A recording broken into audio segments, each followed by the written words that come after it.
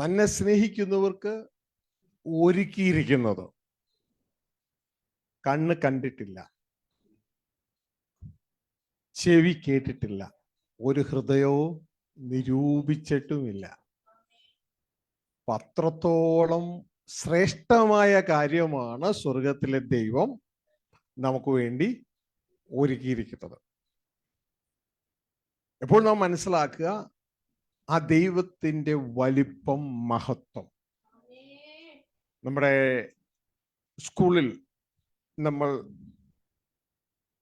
പാട്ട് മത്സരത്തിൽ ഒന്നാമതായി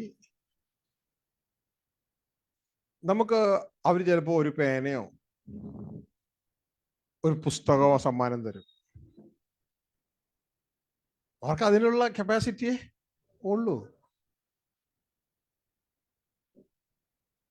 എന്നാൽ കുറച്ചും കൂടെ ഹൈ ആയി ഒരു ഒളിമ്പിക്സിൽ നമ്മൾ ജയിച്ചു, അവര് നമുക്കൊരു മെഡല്, സ്വർണ്ണ മെഡല് അല്ലെങ്കിൽ സിൽവർ, ഇല്ലേ, ഇത് അങ്ങനെയുള്ള തരുമാനമാണ്.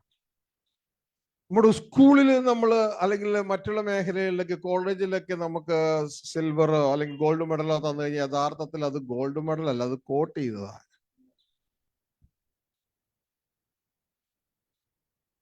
ഇനി നമുക്ക് ഗവൺമെന്റിൽ നിന്ന് എന്തെങ്കിലും കിട്ടിക്കഴിഞ്ഞാൽ അത് അതനുസരിച്ചൊരു വാല്യൂ ഉള്ളതായിരിക്കും. കേരള ഗവൺമെന്റിൽ നിന്ന് കിട്ടിക്കഴിഞ്ഞാൽ, സെൻട്രൽ ഗവൺമെന്റിൽ നിന്ന് കിട്ടിക്കഴിഞ്ഞാൽ. എന്നാൽ ഇവിടെ നമുക്ക് കിട്ടാൻ പോകുന്നത് ഈ ഭൂമിയിലെ ഒരു സ്കൂളിൽ നിന്നോ കോളേജിൽ നിന്നോ സ്റ്റേറ്റ് ഗവൺമെന്റിൽ നിന്നോ സെൻട്രൽ ഗവൺമെന്റിൽ നിന്നോ അല്ല, സർവ പ്രപഞ്ചത്തിന്റെയും സൃഷ്ടിതാവായ ദൈവത്തിൽ നിന്നാണ് നമുക്ക് ലഭിക്കുന്നത്. അവിടെ മത്സരം ഓട്ടമത്സരമല്ല, പാട്ടുമത്സരമല്ല, ഡാൻസ് മത്സരമല്ല, അത് സ്നേഹമത്സരമാണ്. സ്നേഹമത്സരമാണ് ദൈവം തന്നെ സ്നേഹിക്കുന്നവർക്ക് ഒരുക്കിയിരിക്കുന്നത്. ഇതെപ്പോഴും നാം മനസ്സിലാക്കണം, തന്നെ സ്നേഹിക്കുന്നവർക്ക് ഒരുക്കിയിരിക്കുന്നത്.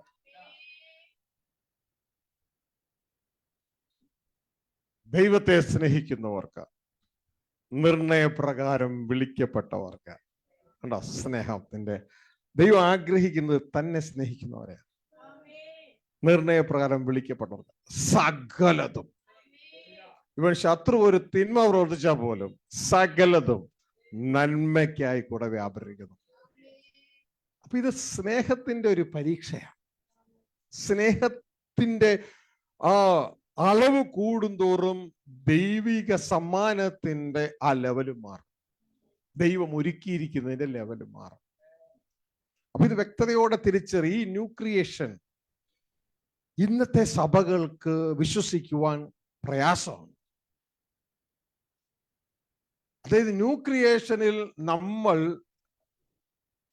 അസ്തിത്വം മാറുകയാണ്. ഇത് പറയുമ്പോൾ ഇത് കേൾക്കുന്നവർക്ക് വമ്പൻ ദുരുപദേശമായിട്ട് ഫീൽ ചെയ്യും. പുതിയ സൃഷ്ടിയിൽ നാം ക്രിസ്തുവിന്റെ ബ്രദേഴ്സായിട്ട് മാറുകയാണ്. ഉടനെ അതൊരു ദുരുപദേശം. എങ്ങനെ ഞങ്ങൾ അത്യുന്നതനായ ദൈവത്തിന്റെ ബ്രദറാകും? അതാണ് ചോദ്യം. ദൈവം തന്നെ സ്നേഹിക്കുന്നവർക്ക് ഒരുക്കിയിരിക്കുന്നത് അത് കണ്ണ് കണ്ടിട്ടില്ല, ചെവി കേട്ടിട്ടില്ല, ഹൃദയം നിരൂപിച്ചിട്ടുമില്ല. ഇവർക്കൊന്നും നിരൂപിക്കാൻ കഴിയുന്നതിന്, നമുക്കൊന്നും നിരൂപിക്കാൻ കഴിയുന്നതിന് അപ്പുറമാ ദൈവം നമുക്ക് വേണ്ടി ഒരുക്കിയിരിക്കുന്നത്. അതുകൊണ്ടാ ദൈവത്തിന്റെ വചനം പറഞ്ഞ കാൺമിൻ, എത്ര വലിയ സ്നേഹമാ ദൈവം നമുക്ക് നൽകിയിരിക്കുന്നത്. നാം മനുഷ്യ മക്കളെന്ന് വിളിക്കപ്പെടാനല്ല, ദൈവം മക്കൾ എന്ന് വിളിക്കപ്പെടാൻ. അപ്പൊ ആളുകൾ പലരും പറയുന്ന കാര്യം എന്ന് പറയുന്നത് അതൊക്കെ കാഷ്വലായിട്ട് എഴുതിയിരിക്കുന്നതല്ലേ, എല്ലാവരും ദൈവത്തിന്റെ മക്കളല്ലേ. ആഹാ, അങ്ങനെയെങ്കിൽ ഈ എല്ലാവരും ദൈവത്തിന്റെ മക്കളായ ആരെങ്കിലും ക്രിസ്തുവിന്റെ ബ്രദേഴ്സ് എന്ന് വിളിക്കാറുണ്ടോ? വചനം ക്രിസ്റ്റൽ ക്ലിയർ ആയിട്ട് പറയുകയാണ്, ക്രിസ്തു നമ്മളെ സഹോദരന്മാരെന്ന് വിളിക്കാൻ ലജ്ജിക്കുന്നില്ല. കാരണം വേറൊന്നുമല്ല, കോമൺ ആണ് എന്നുള്ളതല്ല. അതിന്റെ കാരണം അപ്പൻ ഒന്നായതുകൊണ്ട്. അപ്പൻ ഒന്നായത് കൊണ്ട് ക്രിസ്തു നമ്മളെ സഹോദരന്മാർ എന്ന് വിളിക്കാൻ ലജ്ജിക്കുന്നില്ല. ഓ, അതൊക്കെ കോമൺ അപ്പനല്ലേ. അങ്ങനെ ആർക്കും ഒന്നും കൂടി പറയാം. അങ്ങനെയെങ്കിൽ ക്രിസ്തുവിന്റെ അവകാശം, ഒരേ ഒരു അവകാശിയായ ക്രിസ്തുവിന്റെ കൂട്ടവകാശികളായി നമ്മളെ സ്വർഗത്തിൽ ദൈവം തെരഞ്ഞെടുത്തിരിക്കുന്നു. ഇതെല്ലാം പുതിയ സൃഷ്ടിയിലാണ്. ഇതെല്ലാം പുതിയ സൃഷ്ടിയിലാണ്. അപ്പൊ ഇത് കഴിഞ്ഞ കാലങ്ങളിൽ സഭകളിൽ പഠിപ്പിച്ചു വന്നിരുന്നില്ല. ബൈബിളിലുണ്ട്. ഈ കാര്യങ്ങളൊക്കെ ദുരുപദേശമാണെങ്കിൽ ബൈബിൾ ഒരു ദുരുപദേശ പുസ്തകമായിരിക്കും. വ്യക്തതയോടെ മനസ്സിലാക്കുക. എല്ലാ ദേവദാസന്മാരോടും എപ്പോഴും പറയുന്ന ഒരു കാര്യം, ഈ സന്ദേശത്തിലൂടെ ഏതെങ്കിലും കാര്യം ദൈവവചനത്തിൽ ഇല്ലാത്തത് പറയുന്നുവെങ്കിൽ വിശുദ്ധ ബൈബിളുമായി കടന്നു വന്ന് അത് അങ്ങനെയല്ല ദേവദാസനെ, ബൈബിളിൽ അങ്ങനെ എഴുതിയിട്ടില്ല, പിന്നെ എഴുതിയതായിട്ട് അങ്ങേക്ക് തോന്നിയത് ട്രാൻസ്ലേഷൻ മിസ്റ്റേക്ക് ആണ് അല്ലെങ്കിൽ മറ്റെന്തെങ്കിലുമാണ് എന്ന് ചൂണ്ടിക്കാണിച്ച് തിരുത്തുവാൻ അപേക്ഷിക്കുന്നു. പ്രിയ സഹോദരങ്ങളെ, ദൈവം നമുക്ക് വേണ്ടി ഒരുക്കിയിരിക്കുന്നത് സൺഷിപ്പാണ്, പുത്രത്വമാണ്. മനുഷ്യന്റെ കാറ്റഗറിയിൽ നിന്ന്, മനുഷ്യപുത്രന്മാരിൽ നിന്ന് ദൈവപുത്രന്മാരിലേക്ക്, ക്രിസ്തുവിന്റെ കാറ്റഗറിയിലേക്ക് സ്വർഗത്തിലെ ദൈവം നമ്മളെ മാറ്റുകയാണ്. അതുകൊണ്ടാണ് ദൈവത്തിന്റെ വചനം പറയുന്നത്, ആദത്തിൽ എല്ലാവരും മരിച്ചുപോകും, ക്രിസ്തുവിൽ എല്ലാവരും ജീവിപ്പിക്കപ്പെടും. നമ്മളുടെ ലീനിയേജ് സ്വർഗത്തിലെ ദൈവം മാറ്റുകയാണ്. അവസാനം നമ്മൾ ആദത്തിനു വല്ല മഹത്വം ഉണ്ടെങ്കിൽ അത് പ്രാപിക്കാനല്ല നമ്മൾ പോകുന്നത്. തിരിച്ചറിയുക, നാം ക്രിസ്തുവിന്റെ മഹത്വം എന്താണോ അതിന്റെ ഭാഗമാകാൻ പോവുകയാണ്. ക്രിസ്തുവിന്റെ അവകാശം എന്താണോ അതിന്റെ ഭാഗമാകാൻ പോവുകയാണ്. വ്യക്തമായി തിരിച്ചറിവ് നമ്മുടെ ജീവിതത്തിൽ ഉണ്ടാകണം. ഇത് നമുക്ക് ഉണ്ടായിട്ടില്ല.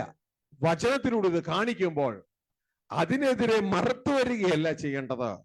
പകരം റോമ 12 പറയുന്നത് പോലെ മനസ്സ് പുതുക്കി രൂപത്തിന് അന്തരം വരുത്തണം. നാം വരുത്തിയില്ലെങ്കിലോ നമുക്ക് നഷ്ടം. കാരണം ദൈവം പണിതതിൽ ചേർന്ന് പണിതാൽ നമുക്ക് ഗുണമുണ്ട്. ദൈവം പണിതതിൽ നാം പണിയുന്നില്ലെങ്കിൽ പണിക്കാരന്റെ അധ്വാനം മുഴുവൻ വ്യർത്ഥം. കാരണം ഈ മീറ്റിംഗിന്റെ ആദ്യ സെക്ഷനിൽ പറഞ്ഞു, ഈ ലോകത്തിലെ ഏറ്റവും നല്ല അഡ്വൈസർ നമ്മളെ അഡ്വൈസ് ചെയ്യാൻ വന്നാൽ ആദ്യം പറയുന്നത് നിന്റെ ഗോൾ എന്താണെന്നാണ്. ഗോൾ ഇല്ലെങ്കിൽ ഗോൾ സെറ്റ് ചെയ്യുവാൻ അദ്ദേഹം നമ്മളെ സഹായിക്കും. എന്നാൽ ദൈവിക വിഷയത്തിൽ അങ്ങനെയല്ല. നമ്മുടെ അപ്പൻ നമ്മുടെ ഗോൾ ഓൾറെഡി സെറ്റ് ചെയ്ത് കഴിഞ്ഞു. ഇനി നാം ഗോൾ സെറ്റ് ചെയ്യണ്ട. ദൈവം സെറ്റ് ചെയ്ത ഗോൾ എന്താണെന്ന് അറിഞ്ഞാൽ മതി. ആ ദൈവം സെറ്റ് ചെയ്ത ഗോൾ എന്തെന്ന് അറിഞ്ഞിട്ട് അതിലേക്ക് നമ്മൾ എത്തിച്ചേരുവാൻ ദൈവം വെച്ച മാർഗം എന്താണെന്ന് മനസ്സിലാക്കി ആ മാർഗത്തിലൂടെ ചലിക്കുക. ഇത്രയേ ഉള്ളൂ. ദൈവത്തിന്റെ വചനം ബൈബിൾ അവസാനിക്കുന്നത് ഇങ്ങനെയാണ്: ജയിക്കുന്നവൻ ദൈവത്തിന്റെ മകൻ, അവർ എന്നേക്കും രാജാക്കന്മാർ. ദൈവം സെറ്റ് ചെയ്ത് കഴിഞ്ഞു. ഇനി മോനെ ഞാനും നിങ്ങളും അസംബ്ലീസ് ഓഫ് ഗോഡുകാരനാകാനും കത്തോലിക്കനാകാനും IPC കാരനാകാനും പാടുപെട്ടിട്ട് ഒരു കാര്യമില്ല. ഒരു കാര്യമില്ല. കാരണം ദൈവം നമ്മൾ സെറ്റ് ചെയ്തത് രാജാക്കന്മാരായാണ്. രാജാക്കന്മാരാകണമെങ്കിൽ അതിനു മുമ്പ് ദൈവത്തിന്റെ മക്കളായി ജയം പ്രാപിക്കണം. സെറ്റിംഗ് കഴിഞ്ഞു. ഇനി ആരോടും കൂടിയാണ് നമ്മൾ രാജാക്കന്മാരെന്ന് പറയാം? ക്രിസ്തുവിനോട് ചേർന്നാണ് രാജാക്കന്മാർ. ഇതുകൊണ്ടാണ് ദൈവത്തിന്റെ വചനം പറയുന്നത്. നിങ്ങൾ ഞെട്ടിപ്പിക്കുന്ന ഒരു കാര്യം പറയട്ടെ, നമ്മൾ വെറും മഹത്വം പ്രാപിക്കാനല്ല ദൈവം വിളിച്ചത്. ശ്രദ്ധിച്ചു കേൾക്കുക, ക്രിസ്തുവിന്റെ മഹത്വം പ്രാപിപ്പാനാണ് ദൈവം നമ്മളെ വിളിച്ചിരിക്കുന്നത്. ക്രിസ്തുവിന്റെ മഹത്വം. ക്രിസ്തു ആരാ? അത്യുന്നതനായ ദൈവത്തിന്റെ മകൻ, വീരനാം ദൈവം. അതേ കാറ്റഗറിയിലേക്ക് സ്വർഗത്തിലെ ദൈവം നമ്മളെ കൊണ്ടുവരികയാണ്. 2 തെസ്സലോനിയൻസ് 2:14. അതിന്റെ വചനം എവിടെയെന്ന് നിങ്ങൾ ചോദിക്കും അല്ലേ? 2 തെസ്സലോനിയൻസ് 2:14 ശബ്ദമുയർത്തി വായിക്കുക. സഭകൾ കേൾക്കട്ടെ, ദൈവദാസന്മാർ കേൾക്കട്ടെ, ദൈവ മക്കൾ കേൾക്കട്ടെ. നമ്മുടെ കർത്താവായ യേശു ക്രിസ്തുവിന്റെ മഹത്വം പ്രാപിപ്പാനല്ലോ അവൻ ഞങ്ങളുടെ സുവിശേഷ ഘോഷണത്തിൽ നിങ്ങളെ രക്ഷയ്ക്ക് വിളിച്ചത്. ഹലോ, കേട്ടോ കേട്ടോ? സുവിശേഷ ഘോഷണത്താൽ ഒരുവനെ രക്ഷിക്കപ്പെടുവാൻ വിളിക്കുന്നത് എന്തിനു വേണ്ടിയാണെന്നറിയാമോ? ഹലോ, യേശു ക്രിസ്തുവിന്റെ മഹത്വം പ്രാപിക്കാനാ. അല്ലാണ്ട് വെറും തലവേദന മാറി, ചൊറി മാറി, എനിക്ക് ജോലി കിട്ടി എന്ന് പറഞ്ഞ് സ്വത്രക്കാഴ്ചയിടാൻ വേണ്ടിയല്ല. സുവിശേഷ ഘോഷണത്താൽ ഒരുവനെ രക്ഷയ്ക്കായി വിളിക്കുന്നത് ഞാനും നിങ്ങളും യേശു ക്രിസ്തുവിന്റെ മഹത്വം പ്രാപിക്കാനാ. യേശു ക്രിസ്തുവിന്റെ മഹത്വം ഇന്ന് വരെ പ്രസംഗിച്ചിട്ടുണ്ടോ? ഇത് എങ്കിൽ ഇന്ന് വരെ പ്രസംഗിക്കാൻ തുടങ്ങാം. ഇല്ല, ദുരുപദേശം എന്ന് പറയുമോ? പറഞ്ഞു. പക്ഷെ മനസ്സുകളിലേക്ക് രൂപാന്തരം വരയ്ക്കാൻ താല്പര്യമുള്ളവർ അത് ചെയ്യുക.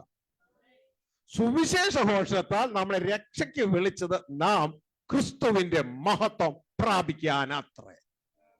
ഹല്ലേലൂയ. മക്കളെ, നമുക്ക് ഈ ഭൂമിയിൽ എന്തും പറയാം, ഇത് മരിച്ചുകൊണ്ടിരിക്കുന്ന ജീവനാ.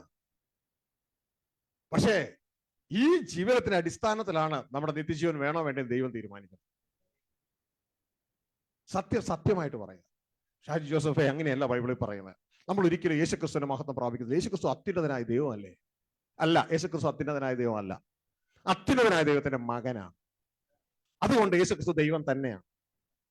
മനുഷ്യന്റെ മക്കൾ മനുഷ്യരായിരിക്കുന്നത് പോലെ ദൈവത്തിന്റെ മക്കൾ ദൈവമാണ്. ഏത് അസ്തിത്വത്തിന്റെയും ഒരു കുതിരയുടെ കുഞ്ഞുങ്ങൾ കുതിരയാണ്, ഒരു പക്ഷിയുടെ കുഞ്ഞുങ്ങൾ പക്ഷിയാണ്, മത്സ്യത്തിന്റെ മക്കൾ മത്സ്യമാണ്, മനുഷ്യന്റെ മക്കൾ മനുഷ്യരാണ്. ദൈവത്തിന്റെ മകനായ ക്രിസ്തു ദൈവം തന്നെയാണ്. അതുകൊണ്ടാണ് യേശു ക്രിസ്തു ഇതാ കാൽവരി ക്രൂശിൽ പൈശാചികനെ പരാജയപ്പെടുത്തി അവനെ ആയുധവർഗം വെപ്പിച്ചപ്പോ യേശുവിന് ഇതാ ഒരു പേര് വീണു, വീരനാം ദൈവം. വീരനാം ദൈവം തന്റെ അപ്പനെ അത്യുന്നതനെ റീപ്ലേസ് ചെയ്യുന്ന ആളല്ല. ദാവീദ് യുദ്ധം ജയിച്ച് കടന്നു വന്നു, ഗോലിയാത്തിനെ തകർത്ത് കടന്നു വന്നു. ദാവീദിന് നാട്ടുകാർ ഒരു പേരിട്ടോ. ശൗൽ 1000 കൊന്നെങ്കിൽ ദാവീദ് 10,000 കൊന്നു. ഭൂഖണ്ഡങ്ങൾ കീഴടക്കി, രാജ്യങ്ങളെ കീഴടക്കി വന്ന ഒരു ചെറുപ്പക്കാരൻ പയ്യനുണ്ടായിരുന്നു, രാജാവാണ് അലക്സാണ്ടർ. ലോകമോന് പേരിട്ടോ മഹാനായ അലക്സാണ്ടർ. കാൽവരി ക്രൂശിൽ യേശു ക്രിസ്തു പിശാചിനെയും അവന്റെ സകല സൈന്യത്തെയും ആയുധവർഗം വെപ്പിച്ച് അവരെ പരസ്യമായി കാഴ്ചയാക്കി ജയ ഉത്സവം കൊണ്ടാടി. മരണപര്യന്ത അടിമകളായി നമ്മൾ എല്ലാവരെയും വിട്ടുവെച്ചു. ഹല്ലേലൂയ. നമ്മളോട് പറഞ്ഞു, ഫോളോ മീ, എന്നെ അനുഗമിക്കേ. എന്റെ പ്രിയമകനെ, പ്രിയമകളെ, വചനത്തിലെ സത്യം ഒരിക്കലും കുഴിച്ചുമൂടാൻ ആർക്കും പറ്റില്ല. കഴിഞ്ഞ നാളിൽ പിശാച് അതിനെ പലയിടത്തും കുഴിച്ചുവിടാൻ നോക്കി. സത്യത്തിന് സാക്ഷി സത്യമായി യേശുവിനെ കുഴിച്ചുമൂടി. പക്ഷെ സത്യത്തിന്റെ ഉടമയായ സ്വർഗീയ പിതാവ് യേശുവിനെ എഴുന്നേൽപ്പിച്ചെടുത്തു. സത്യത്തെ കുഴിച്ചിടാൻ പറ്റില്ല. അപ്പോൾ മനസ്സിലാക്കുക, ഇവിടെ കാറ്റഗറി മാറുകയാണ്, അസ്തിത്വം മാറുകയാണ്. അതാണ് വളരെ ക്രിസ്റ്റൽ ക്ലിയർ ആയിട്ട് ദൈവത്തിന്റെ വചനത്തിൽ വളരെ ക്രിസ്റ്റൽ ക്ലിയർ ആയിട്ട് പറയുന്നത്. ഫസ്റ്റ് കൊരിന്ത്യർ 15:22 ആദത്തെയും ക്രിസ്തുവിനെയും രണ്ടായിട്ട് കാണിക്കുകയാണ്. വായിച്ച 15:22. ആദാമിൽ എല്ലാവരും മരിക്കുന്നത് പോലെ ക്രിസ്തുവിൽ എല്ലാവരും ജീവിപ്പിക്കപ്പെടും. നിങ്ങൾക്ക് പ്രയാസമായിരിക്കുന്നത്. 2 ലീനിയേജ് ആണ് ഈ കാണിക്കുന്നത്. 2 ലീനിയേജ്. ആദം എന്ന ലീനിയേജ്, അതിലുള്ള എല്ലാവരും മരിച്ചു പോകും. ഈ ആദത്തെ കുറിച്ച് യേശു പറയാണ്, നിങ്ങൾ ഭൂമിയിൽ നിന്നുള്ളവൻ. 1-ാം ആദം ഭൂമിയിൽ നിന്നും മണ്ണുകൊണ്ടുള്ളവൻ. എന്നാൽ ഒടുക്കത്തെ ആദം സ്വർഗത്തിൽ നിന്നുള്ള ദൈവപുത്രൻ, അവർ ലോർഡ്. ഹല്ലേലൂയ. മണ്ണുകൊണ്ടുള്ളവനെ പോലെ മണ്ണുകൊണ്ടുള്ളവരും, അതാണ് അവരുടെ അസ്തിത്വം. സ്വർഗീയനെ പോലെ സ്വർഗീയരും, അതാണ് അവരുടെ അസ്തിത്വം. 2 പേർക്കും വേറെ വേറെ അസ്തിത്വം. ഇത് വളരെ വ്യക്തതയോടെ തിരിച്ചറിയുക. 2 പേരും 2 ടൈപ്പ് ജീവികളാണ്. ഒന്ന് സോളാണ്, മറ്റത് ആത്മാവാണ്. ഇതാണ് ഫസ്റ്റ് കൊരിന്ത്യർ 15:45 മുതൽ വചനം വിവരിച്ചു തരുന്നത്. ഒന്നാം ആദം എങ്ങനെയാണ്, ഒടുക്കത്തെ ആദം ക്രിസ്തു എങ്ങനെയാണ്. രണ്ട് ടൈപ്പാണ്. ഒന്ന് സോൾ ബീയിങ് ആണ്, മറ്റത് സ്പിരിറ്റ് ബീയിങ് ആണ്. വായിച്ച്. ഒന്നാം മനുഷ്യനായ ആദാം ജീവനുള്ള ദേഹിയായി തീർന്നു എന്ന് എഴുതിയിരിക്കുന്നുവല്ലോ. അപ്പൊ ഒന്നാം മനുഷ്യനായ ആദം, അതാണ് മണ്ണുകൊണ്ടുള്ളത്. അവൻ ജീവനുള്ള ദേഹിയാണ്. അവൻ സോൾ ബീയിങ് ആണ്, ദേഹി ജീവിയാണ്. സോൾ ബീയിങ് ആണ്, ജീവനുള്ള ദേഹി, ആത്മാവുള്ള ദേഹി, സോൾ ബീയിങ് ആണ്. ദൈവത്തെക്കാൾ അല്പം മാത്രം താഴ്ത്തി സൃഷ്ടിച്ചു. അസ്തിത്വം വേറെയാണ്. ദൈവത്തിന്റെ മകനായിരിക്കുമ്പോൾ തന്നെ അസ്തിത്വം താഴെയാണ്. ദൈവം എന്ന ഫോമാണ്, അതൊരു കാറ്റഗറിയാണ്. ദൈവം എന്ന് പറയുന്നത് അസ്തിത്വമാണ്, മറുഭാഗത്ത് അതൊരു ടൈറ്റിലാണ്. അറിയാവുന്നവർ മനസ്സിലാക്കും. ഒരു ഭാഗത്ത് നമ്മുടെ ഇടത് കൈയും വലത് കൈയും പോലെ ദൈവത്തിന് രണ്ട് തലമാണ്. ഒന്ന് ദൈവം എന്ന് പറയുന്നത് ഒരു അസ്തിത്വമാണ്. അസ്തിത്വം വെച്ചാൽ ഫോം ഓഫ് ലൈഫ്. അസ്തിത്വം എന്ന് വെച്ചാൽ form of life, existence, form of life. എന്നാൽ ദൈവം എന്ന് പറയുന്ന മറുഭാഗത്ത് ടൈറ്റിലാണ്. ടൈറ്റിൽ ഹെഡ്, തലവൻ. അനേക തലവന്മാരുണ്ട്. ഇത് കറക്റ്റായിട്ട് നാം മനസ്സിലാക്കിയില്ലെങ്കിൽ ദൈവം ദൈവം ദൈവം എന്ന് പറയുന്നതൊക്കെ ഒരാളെ കൊണ്ട് ഫിറ്റ് ചെയ്യാൻ നോക്കും. ബൈബിൾ ഏകസത്യ ദൈവത്തെ പറയുന്ന പുസ്തകമാണെങ്കിലും ബൈബിൾ പറയുന്ന ഏകസത്യ ദൈവം എന്ന് പറയുന്നത് അനേക ദൈവങ്ങളുടെ മധ്യേ ഒരേ ഒരു ഏകസത്യ ദൈവമുള്ളൂ എന്നാണ് പഠിപ്പിക്കുന്നത്. മനസ്സിലാവുന്നുണ്ടോ? അല്ലാണ്ട് ഏകസത്യ ദൈവത്തെ പഠിപ്പിക്കുന്ന പുസ്തകമല്ല ബൈബിൾ. അനേക ദൈവങ്ങളുടെ മധ്യേ പിതാവായ ഒരേ ഒരു ദൈവമേ ഉള്ളൂ എന്ന് പഠിപ്പിക്കുന്ന പുസ്തകമാണ് ബൈബിൾ. അപ്പൊ ഈ അനേക ദൈവങ്ങൾ ഏതാ? ഇതൊക്കെ ടൈറ്റിലുകളാണ്, ഇതൊക്കെ അസ്തിത്വങ്ങളാണ്. ഹല്ലേലൂയ. അപ്പോ അടുത്ത നിങ്ങൾ മനസ്സിലാക്കണം. അപ്പൊ കർത്താവ് എന്ന് പറയുന്നതോ, കർത്താവ് എന്ന് പറയുന്ന ഒരു ടൈറ്റിൽ മാത്രമാണ്. ടൈറ്റിൽ മാത്രമാണ്. ഹെഡ് എന്നാണ് അതിന്റെ അർത്ഥം. സാറ അബ്രഹത്തെ കർത്താവേ എന്ന് വിളിച്ചാണ് അനുസരിച്ചു പോകുന്നത്. അഡോനായ് കുരിയോസ് എന്ന് വിളിച്ചാണ് അനുസരിച്ചു പോകുന്നത്. നിങ്ങൾ ധ്യാനിച്ചോ, നിങ്ങൾക്ക് മനസ്സിലാവും. ഹല്ലേലൂയ. കർത്താവ് എന്ന് പറയുന്നത് ടൈറ്റിലാണ്. എന്നാൽ ദൈവം എന്ന് പറയുമ്പോൾ ടൈറ്റിൽ മാത്രമല്ല, അസ്തിത്വം കൂടെയാണ്. ഇത് രണ്ടും നാം വ്യക്തതയോടെ മനസ്സിലാക്കുക. ഇത് അങ്ങോട്ടും ഇങ്ങോട്ടും പിതാവിനെയും കർത്താവ് എന്ന് വിളിക്കും, പിതാവിനെ ദൈവം എന്ന് വിളിക്കും, യേശുവിനെ കർത്താവ് എന്ന് വിളിക്കും, പല സമയങ്ങളിലും യേശുവിനെ ദൈവമെന്നും വിളിക്കും. ഇതൊരു തിരിച്ചറിഞ്ഞിട്ട് നാം മനസ്സിലാക്കുക, ഇതാ അത്യുന്നതനായ ദൈവം യേശു ക്രിസ്തുവിന്റെ അപ്പനാണ്. ഇതുകൊണ്ടാണ് യേശു പറയുന്നത്, ഏകസത്യദൈവമായി നിന്നെയും നീ അയച്ച എന്നെയും അറിയുന്നതാണ് നിത്യജീവൻ. ഈ ഒരു തിരിച്ചറിവ് ഉണ്ടെങ്കിൽ സഭ തെറ്റിപ്പോകത്തില്ലായിരുന്നു. എന്നാൽ തെറ്റിപ്പോയിട്ട് നൂറ്റാണ്ടുകൾ കഴിഞ്ഞു. ആ തെറ്റിന്റെ മക്കളാണ് ഇന്ന് സഭകളിൽ കിടക്കുന്നത്. അതുകൊണ്ടാണ് ഇവരിൽ പലരും കിടന്ന് ബഹളം ഉണ്ടാക്കുന്നത്. കാരണം ഞങ്ങളുടെ പിതാക്കന്മാർ തെറ്റിപ്പോയെന്ന് പറയാൻ ഞങ്ങൾ സമ്മതിക്കത്തില്ല, നരകത്തിൽ പോയാലും വേണ്ടൂല, സമ്മതിക്കത്തില്ല എന്ന തലത്തിൽ കിടന്ന് വാദിക്കുന്നത്. അവർക്കാണ് പുതിയ സൃഷ്ടി ഒന്നും വെളിപ്പെടാത്തത്. കാരണം സത്യത്തിന് പകരം അസത്യം വിശ്വസിച്ചവർക്ക് പുതിയ സൃഷ്ടി എങ്ങനെ വെളിപ്പെടാനാണ്? പുതിയ സൃഷ്ടി എന്ന് പറഞ്ഞാൽ ദൈവത്തിന്റെ മക്കളാണ്, എല്ലാം ദൈവത്തിന്റെ കാറ്റഗറി. അവർ സോൾ ബീയിങ്സേ അല്ല, അവർ സ്പിരിറ്റ് ബീയിങ്സ് ആണ്, ആത്മരൂപികളാണ്. ഒന്നാം ആദം ദൈവത്തെക്കാൾ അല്പം മാത്രം താഴ്ത്തി സൃഷ്ടിക്കപ്പെട്ട ബീയിങ്സ് ആണ്. ഇതുകൊണ്ടാണ് 8-ാം സങ്കീർത്തനം പറയുന്നത്, മനുഷ്യനെ നീ തേജസ്സും മാനവും എല്ലാം കൊടുത്തു, ദൈവത്തെക്കാൾ അല്പം മാത്രം താഴ്ത്തി അവന് സൃഷ്ടിച്ചു, ആക്കി വെച്ചിരിക്കുന്നത്. 8-ാം സങ്കീർത്തനം 5-ാം വാക്യം വായിച്ചു. നീ അവനെ ദൈവത്തെക്കാൾ അല്പം മാത്രം താഴ്ത്തി, തേജസ്സും ബഹുമാനവും അവനെ അണിയിച്ചിരിക്കുന്നു. നീ അവനെ ദൈവത്തെക്കാൾ, എലോഹിമിനേക്കാൾ അല്പം മാത്രം താഴ്ത്തി. ഹല്ലേലൂയ. എലോഹിം എന്ന് പറയുന്നത് കാറ്റഗറിയാണ്. ദൈവങ്ങൾ എന്ന കാറ്റഗറിയാണ്, അസ്തിത്വമാണ്, ടൈറ്റിലാണ്. ഈ ഒരു സംഭവം തിരിച്ചറിയണം. അതിനേക്കാൾ അല്പം മാത്രം താഴ്ത്തി. ഇതാണ് യേശുവിനെ കുറിച്ച് പറയുന്നത്. അവൻ അത്യുന്നതനായ ദൈവമായിരിക്കെ ആ ദൈവത്തോടുള്ള സമത്വം മുറുകെ പിടിക്കണമെന്ന് വിചാരിക്കാതെ എന്നല്ല, പകരം അവൻ ദൈവത്തിന്റെ അസ്തിത്വത്തിലിരിക്കെ, ദൈവ രൂപത്തിൽ ഇരിക്കെ. ശ്രദ്ധിച്ചാൽ അറിയാം, ദൈവ രൂപത്തിലിരിക്കെ. അപ്പൊ ദൈവരൂപം ഒരസ്തിത്വമാണ്. മനസ്സിലായോ? ഒരസ്തിത്വമാണ്. ദൈവരൂപത്തിലിരിക്കെ ദൈവത്തോടുള്ള സമത്വം മുറുകെ പിടിക്കണം എന്ന് വിചാരിക്കാതെ ആ അസ്തിത്വം വിട്ടു ദാസരൂപം എടുത്തു. വേഷത്തിൽ, അപ്പൊ വേഷത്തിൽ ദൈവമായിരുന്നവൻ വേഷത്തിൽ മനുഷ്യനായി. ഹല്ലേലൂയ. ഇതേ കാറ്റഗറി, ആ ദേശത്തിൽ ദൈവമായിരുന്ന ആരാണ്? ദൈവപുത്രനായ ക്രിസ്തുവാണ്. വേഷത്തിൽ മനുഷ്യനായി വേഷം മാറി, അസ്തിത്വം മാറി. ഈ ഒരു തിരിച്ചറിവ് നമ്മുടെ ജീവിതത്തിൽ വേണം. എന്തിനാണ്? നമ്മളെ വീണുപോയ മനുഷ്യരെ ദൈവപുത്രർ എന്ന അസ്തിത്വത്തിലേക്ക് കൊണ്ടുവരാൻ, ജഡരൂപികളെ ആത്മരൂപത്തിലേക്ക് കൊണ്ടുവരാൻ വേണ്ടി. ഇതുകൊണ്ടാണ് അവിടെ പറയുന്നത് ഒന്നാം ആദം ജീവനുള്ള ദേഹിയാണ്.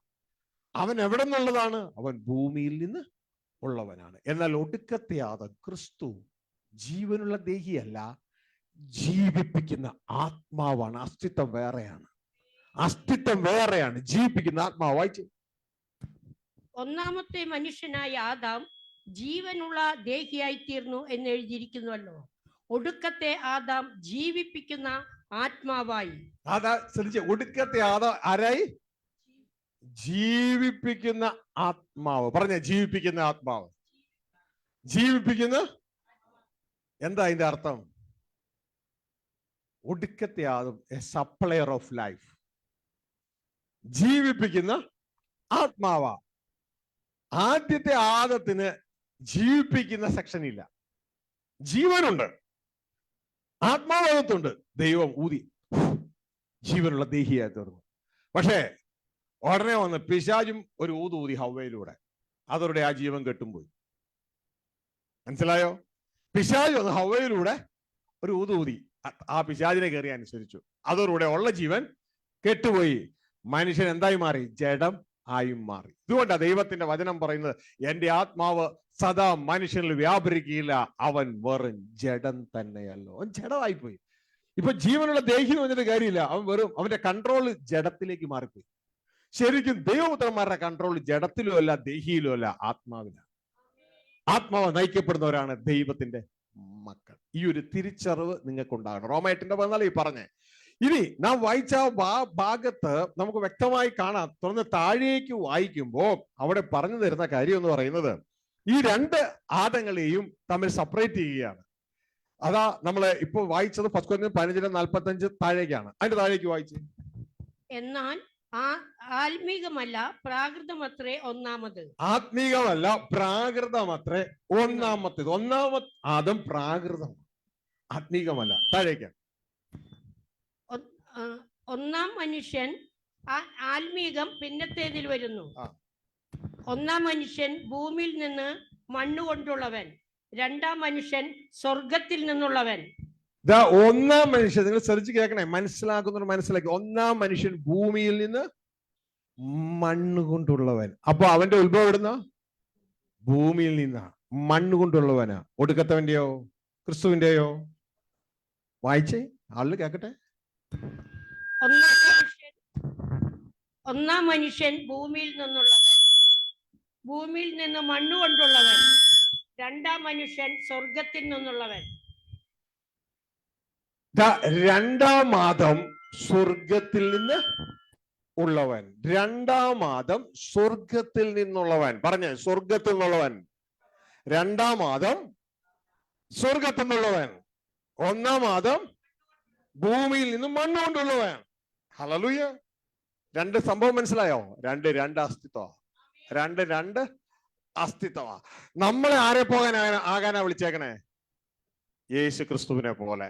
ആരുടെ മഹത്വം പ്രാപിക്കാനാ വിളിച്ചേ? യേശു ക്രിസ്തുവിന്റെ മഹത്വം. എന്നാൽ ഇത് ഇന്നത്തെ സുവിശേഷം കേട്ട മേഖലകളിൽ ആൾക്ക് പറഞ്ഞാൽ ഇത് മനസ്സിലാകാൻ പാടാ. ദുരുപദേശ. നമ്മളെ വിളിച്ചത് ഭൂമിയിലുള്ളവന്റെ മഹത്വം പ്രാപിക്കാനല്ല, നമ്മളെ വിളിച്ചത് സ്വർഗീയന്റെ മഹത്വം പ്രാപിക്കാനാ, ക്രിസ്തുവിന്റെ മഹത്വം പ്രാപിക്കാനാണ്. ഈ ഒരു തിരിച്ചറിവ് നമുക്ക് വേണം. ഇനി നാം ആരെ പോലെ ആകണം? താഴേക്ക് എഴുതി, അവിടെ എഴുതിയിട്ടുണ്ട് വളരെ വ്യക്തമായിട്ട്. ഇതാ, നാം മണ്ണുകൊണ്ടുണ്ട് അവന്റെ പ്രതിമ ഓൾറെഡി ധരിച്ചു വെച്ചിരിക്കുക, അതിനോട് ചത്തോണ്ടിരിക്കുക. ഇതുപോലെ നാം സ്വർഗീയന്റെ പ്രതിമ ധരിക്കണം. അപ്പൊ നാം ആരെ പോലെ ആകണം? സ്വർഗീയന്റെ പ്രതിമ ധരിക്കണം പറഞ്ഞാൽ ആരെ പോലെ ആകണം? അപ്പൊ നമ്മുടെ കോളിങ് എന്താ? യേശുവിനെ പോലെ ആകാനാണ് കോള്, ദൈവപുത്രനെ പോലെ ആകാനാണ് കോള്. ഹല്ലേലൂയ. നമ്മുടെ അസ്തിത്വം മാറ്റം സംഭവിക്കുകയാണ്. ഇത് അംഗീകരിച്ച് പറ്റൂ. ഇത് അംഗീകരിച്ചില്ലേലും വചനം മാറൂല. അതാണ് ദൈവം പണിത് വെച്ചേക്കുന്നത്. യഹോവ പണിതയിൽ പണിതാലേ കാര്യമുള്ളൂ. ഇതിനെതിരെ ഇത് ദുരുപദേശം അങ്ങനെ ഇങ്ങനെ പറഞ്ഞിട്ട് ഒരു കാര്യമില്ല. ആ പറയുന്ന നാവ് കുഴഞ്ഞ് കുഴഞ്ഞ് താഴെ വീഴുള്ളൂ. ദൈവവചനം താഴെ വീഴൂല. ഹല്ലേലൂയ. താഴേക്ക് വായിക്കേ. മണ്ണുകൊണ്ടുള്ളവരും പോലെ സ്വർഗീയന്മാരുമാകുന്നു. ഹല്ലേലൂയ. ഗ്ലോറി.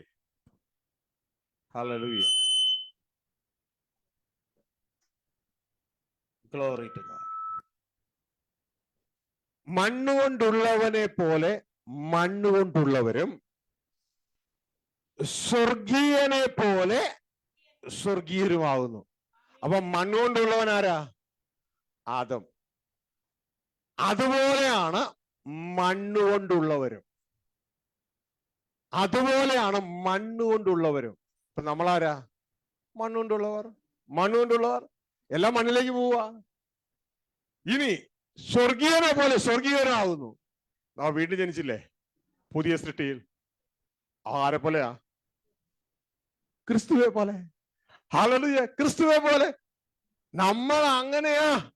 ഇതുകൊണ്ടാ ദൈവത്തിന്റെ വചനം പറയുന്നത്, നിങ്ങൾ ജയിച്ചാൽ, നിങ്ങളിപ്പോ ആരാകുമെന്ന് ഉറപ്പില്ല. ഓൾറെഡി മണ്ണുകൊണ്ടുള്ളവരാണ്. പക്ഷെ ആരാകുമെന്ന് ഇപ്പോ ഉറപ്പായിട്ടില്ല. പക്ഷെ നാം ജയിച്ചാൽ അവൻ പ്രത്യക്ഷനാകുമ്പോൾ നാം ക്രിസ്തുവെ താൻ ഇരിക്കുന്നത് പോലെ തന്നെ കാണുന്നതാകിയാൽ നാം ക്രിസ്തുവോട് സദൃശ്യരാകും, നാമും സ്വർഗീയരാകും. മനസ്സിലായോ? ഈ വചനമൊന്നും മാറില്ല മക്കളെ. നിങ്ങൾ കിടന്ന് അനേക പ്രോഗ്രാം ഉണ്ടാക്കി യൂട്യൂബുകളിൽ നിറച്ച് ദുരുപദേശം എന്ന് പറഞ്ഞാലും നിങ്ങൾ ചെയ്യുന്ന പരിപാടി കൊണ്ട് ഒരു ഗുണം നടക്കും. ഈ ശുശ്രൂഷ അനുഗ്രഹിക്കപ്പെടും. അല്ലാതെ ഇതിനൊരു മാറ്റം സംഭവിക്കത്തില്ല. ഇത് ഷാജി ജോസഫ് എന്ന് ഉത്ഭവിച്ച കാര്യമൊന്നുമല്ല. ഇത് അത്യുന്നതനായ ദൈവത്തിന് ഉത്ഭവിച്ച അത്യുന്നതനായ ദൈവം പണിത പണിയാ. ഈ പണി ഇവിടുത്തെ ജ്ഞാനികൾക്ക് വിവേകൾക്ക് തിരിച്ചറിയാൻ പറ്റില്ല. ശിശുക്കൾക്ക് ഇത് തിരിച്ചറിയാൻ പറ്റും. ഹല്ലേലൂയ. പിന്നെ ആരൊക്കെ എതിർത്താലും ഈ പണി വീഴില്ല. ഇത് അത്യുന്നതന്റെ പണിയാ. ഇതിനോട് നമ്മൾ ചേർന്ന് നിന്നാൽ നമ്മളും ഈ പണിയുടെ ഭാഗമായി തീരും. ജീവനുള്ള കല്ലുകൾ എന്നതുപോലെ ജീവനുള്ള കല്ലായി യേശുവോട് ചേർന്ന് പണിയപ്പെടുവാൻ കഴിയും. അങ്ങനെ നമ്മൾ സ്വർഗീയ ഭവനമായി തീരും. ഹല്ലേലൂയ. അതൊരു വ്യക്തതയോടെ തിരിച്ചറിയുക. ഈ പറഞ്ഞ വചനം ഒന്ന് വായിച്ച് 1 യോഹന്നാൻ 3-ാം അധ്യായം അതിന്റെ 1, 2, 3 വാക്യങ്ങൾ വായിക്കുമ്പോൾ 4 പ്രാവശ്യമാണ് അവിടെ പറഞ്ഞിരിക്കുന്നത് നാം ദൈവമക്കളാ ദൈവമക്കളാ ദൈവമക്കളാണെന്ന് പറഞ്ഞുകൊണ്ട്. വായിച്ചു. കാൺമീൻ, നാം ദൈവമക്കൾ എന്ന് വിളിക്കപ്പെടുവാൻ പിതാവ് നമുക്ക് എത്ര വലിയ സ്നേഹം നൽകിയിരിക്കുന്നു. ഇതാ നാം ദൈവമക്കളാ. ഹല്ലേലൂയ. 1 താഴേക്ക്. അങ്ങനെ തന്നെ നാം ആകുന്നു. 2 അങ്ങനെ തന്നെ നാം ആകുന്നു. പിന്നെ ലോകം അവനെ അറിഞ്ഞിട്ടില്ലായക കൊണ്ട് നമ്മെയും അറിയുന്നില്ല. പ്രിയമുള്ളവരെ, നാം ഇപ്പോൾ ദൈവമക്കളാകുന്നു. എത്രാമത്തെയായി ഇത്? 3. ഇനി അടുത്തത് അവൻ പ്രത്യക്ഷനാകുമ്പോൾ. അവൻ പ്രത്യക്ഷനാകുമ്പോൾ നാം അവനെ താൻ ഇരിക്കും പോലെ തന്നെ കാണുന്നതാകൊണ്ട് അവനോട് സദൃശന്മാർ ആകും. 4. ഹല്ലേലൂയ. അപ്പോ നാം ക്രിസ്തുവോട് സദൃശന്മാരാകുകയാണ്. സ്വർഗീയനെ പോലെ സ്വർഗീയരം. ഈ ഒരു തിരിച്ചറിവ് നമുക്ക് വേണം. ഈ ഒരു തിരിച്ചറിവ് നമുക്കുണ്ടാകണം. നമ്മളുടെ വിളി എന്താണ്? ദൈവം നമ്മൾ എന്തിനാണ് മുൻ നിയമിച്ചിരിക്കുന്നത്? ഹല്ലേലൂയ. ഈ ഒരു തിരിച്ചറിവ് വേണം. ഇതുകൊണ്ടാണ് റോമ 8:29 ദൈവം ഇത് മുൻ നിയമിച്ചിരിക്കുകയാണ് എന്ന് പറയുന്നത്. ആരായി തീരാൻ? നമ്മൾ ക്രിസ്തുവിന്റെ സഹോദരങ്ങളായി തീരാൻ ദൈവം മുൻ നിയമിച്ചു. അത്യുന്നതനായ പിതാവ് മുൻ നിയമിച്ചു. നമുക്ക് മാറ്റാൻ പറ്റില്ല. നമുക്ക് വേണ്ടെങ്കിൽ വേണ്ടെന്ന് പറഞ്ഞ് ഇട്ടിട്ട് പോകാന്നേ. പക്ഷേ ദൈവത്തിന്റെ വഴിയും വാതിലൊന്നും മാറുകയില്ല. വായിച്ച റോമ 8:29. എന്നാൽ അവൻ മുന്നറിഞ്ഞവരെ തന്റെ പുത്രൻ അനേക സഹോദരന്മാരിൽ ആദ്യജാതൻ ആകേണ്ടതിനെ അവന്റെ സ്വരൂപത്തോട് അനുരൂപരാകുവാൻ മുൻ നിയമിച്ചിരിക്കുന്നു. തന്റെ പുത്രൻ എന്ന് പറഞ്ഞ ആരാ? തന്റെ പുത്രൻ എന്ന് പറഞ്ഞ ആരാ? യേശുക്രിസ്തു. യേശുക്രിസ്തുവിന്റെ സ്വരൂപത്തോട് അനുരൂപമാകുവാൻ നമ്മളെ മുൻ നിയമിച്ചു. ഇനി ഇത് പറ്റില്ല വേണ്ടെന്ന് വെച്ചിട്ടൊരു കാര്യമില്ല. നമ്മളെ മുൻ നിയമിച്ചത് അതിനു വേണ്ടിയാ. യേശുക്രിസ്തുവിന്റെ രൂപം എന്താണോ അതിലേക്ക് നാം മാറണം. അത് ദൈവം മുൻ നിയമിച്ചു കഴിഞ്ഞു. ഹല്ലേലൂയ. അപ്പൊ ഇവിടെ പറയാണ്, അപ്പൊ യേശുക്രിസ്തുവിന്റെ സ്ഥാനം എന്താ നമ്മളുമായിട്ടുള്ള ബന്ധത്തില്? പഴയ സൃഷ്ടിയിലല്ല, പുതിയ സൃഷ്ടിയിൽ. ഒന്നുകൂടി ശ്രദ്ധിക്കുക, പഴയ സൃഷ്ടിയിൽ നമ്മൾ യേശുക്രിസ്തുവിന്റെ ബ്രദേഴ്സ് ഒന്നും അല്ല. എന്നാൽ പുതിയ സൃഷ്ടിയിൽ സ്വർഗത്തിലെ ദൈവം തന്നെ സ്നേഹിക്കുന്നവർക്ക് ഒരുക്കിയത് കണ്ണ് കണ്ടിട്ടില്ല, ചെവി കേട്ടിട്ടില്ല, ഒരു ഹൃദയവും നിരൂപിച്ചിട്ടില്ല. പുതിയ സൃഷ്ടിയിൽ നാം ദൈവത്തിന്റെ മക്കളും ക്രിസ്തുവിന്റെ ബ്രദേഴ്സുമാണ്. ഹല്ലേലൂയ. ഇതുകൊണ്ട് അവിടെ പറയുന്നത്, തന്റെ പുത്രൻ അനേക സഹോദരന്മാരിൽ ആദ്യ ജാതനാകേണ്ടതിന് ക്രിസ്തുവിന്റെ സ്വരൂപത്തിൽ അനുഭവം മുൻ നിയമിച്ചു. എന്നൊരു വായിക്കുക.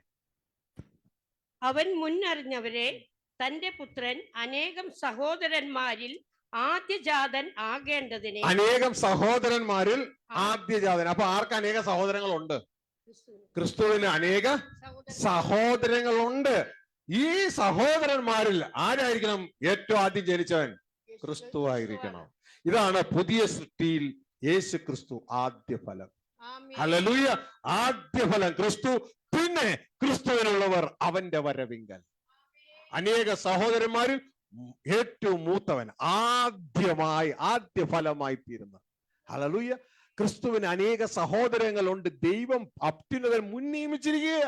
ഇതിലും മാറ്റം സംഭവിക്കത്തില്ല. നമ്മൾ ഈ ലോകത്തുള്ള എല്ലാവരും കിടന്ന് ബലം പിടിച്ചാലും ഇതിനൊരിക്കലും മാറ്റം സംഭവിക്കുകയില്ല. ഇതുകൊണ്ടാണ് യേശു ക്രിസ്തു മരിച്ചുയർത്തതിന് ശേഷം മഗ്ദലക്കാരത്തി മറിയെ എതിരെ വരുമ്പോൾ യേശു ക്രിസ്തു വന്ന് പറയുന്നത് മഗ്ദലക്കാരത്തി മറിയത്തോട്, മറിയെ, ഞാൻ ഒരിടം വരെ പോവാ, നീ എൻ്റെ ബ്രദേഴ്സിനോട് പോയി പറയണം, ഞാൻ ഒരിടം വരെ പോവാണ്, അത് അപ്പനെ കാണാനാണ് പോണത്, പിന്നെ അവർക്ക് ഇതൊന്നും അറിയില്ല എന്നുള്ള തലത്തിൽ യേശു പറയാണ്, പിന്നെ എൻ്റെ അപ്പനും നിങ്ങളുടെ അപ്പനും എൻ്റെ ദൈവവും നിങ്ങളുടെ ദൈവവും ആയവന്റെ അടുക്കൽ ഞാൻ കയറി പോകുന്നു എന്ന് നീ പോയി എൻ്റെ സഹോദരന്മാരോട് പറയുക. ഹല്ലേലൂയ. അപ്പൊ യേശുക്രിസ്തുവിന് നമ്മളെ സഹോദരന്മാർ എന്ന് വിളിക്കാൻ യാതൊരു ലജ്ജയുമില്ല. തിരിച്ച് നമുക്കാണ് ലജ്ജ. യോഹന്ന 20:17 വായിച്ചു.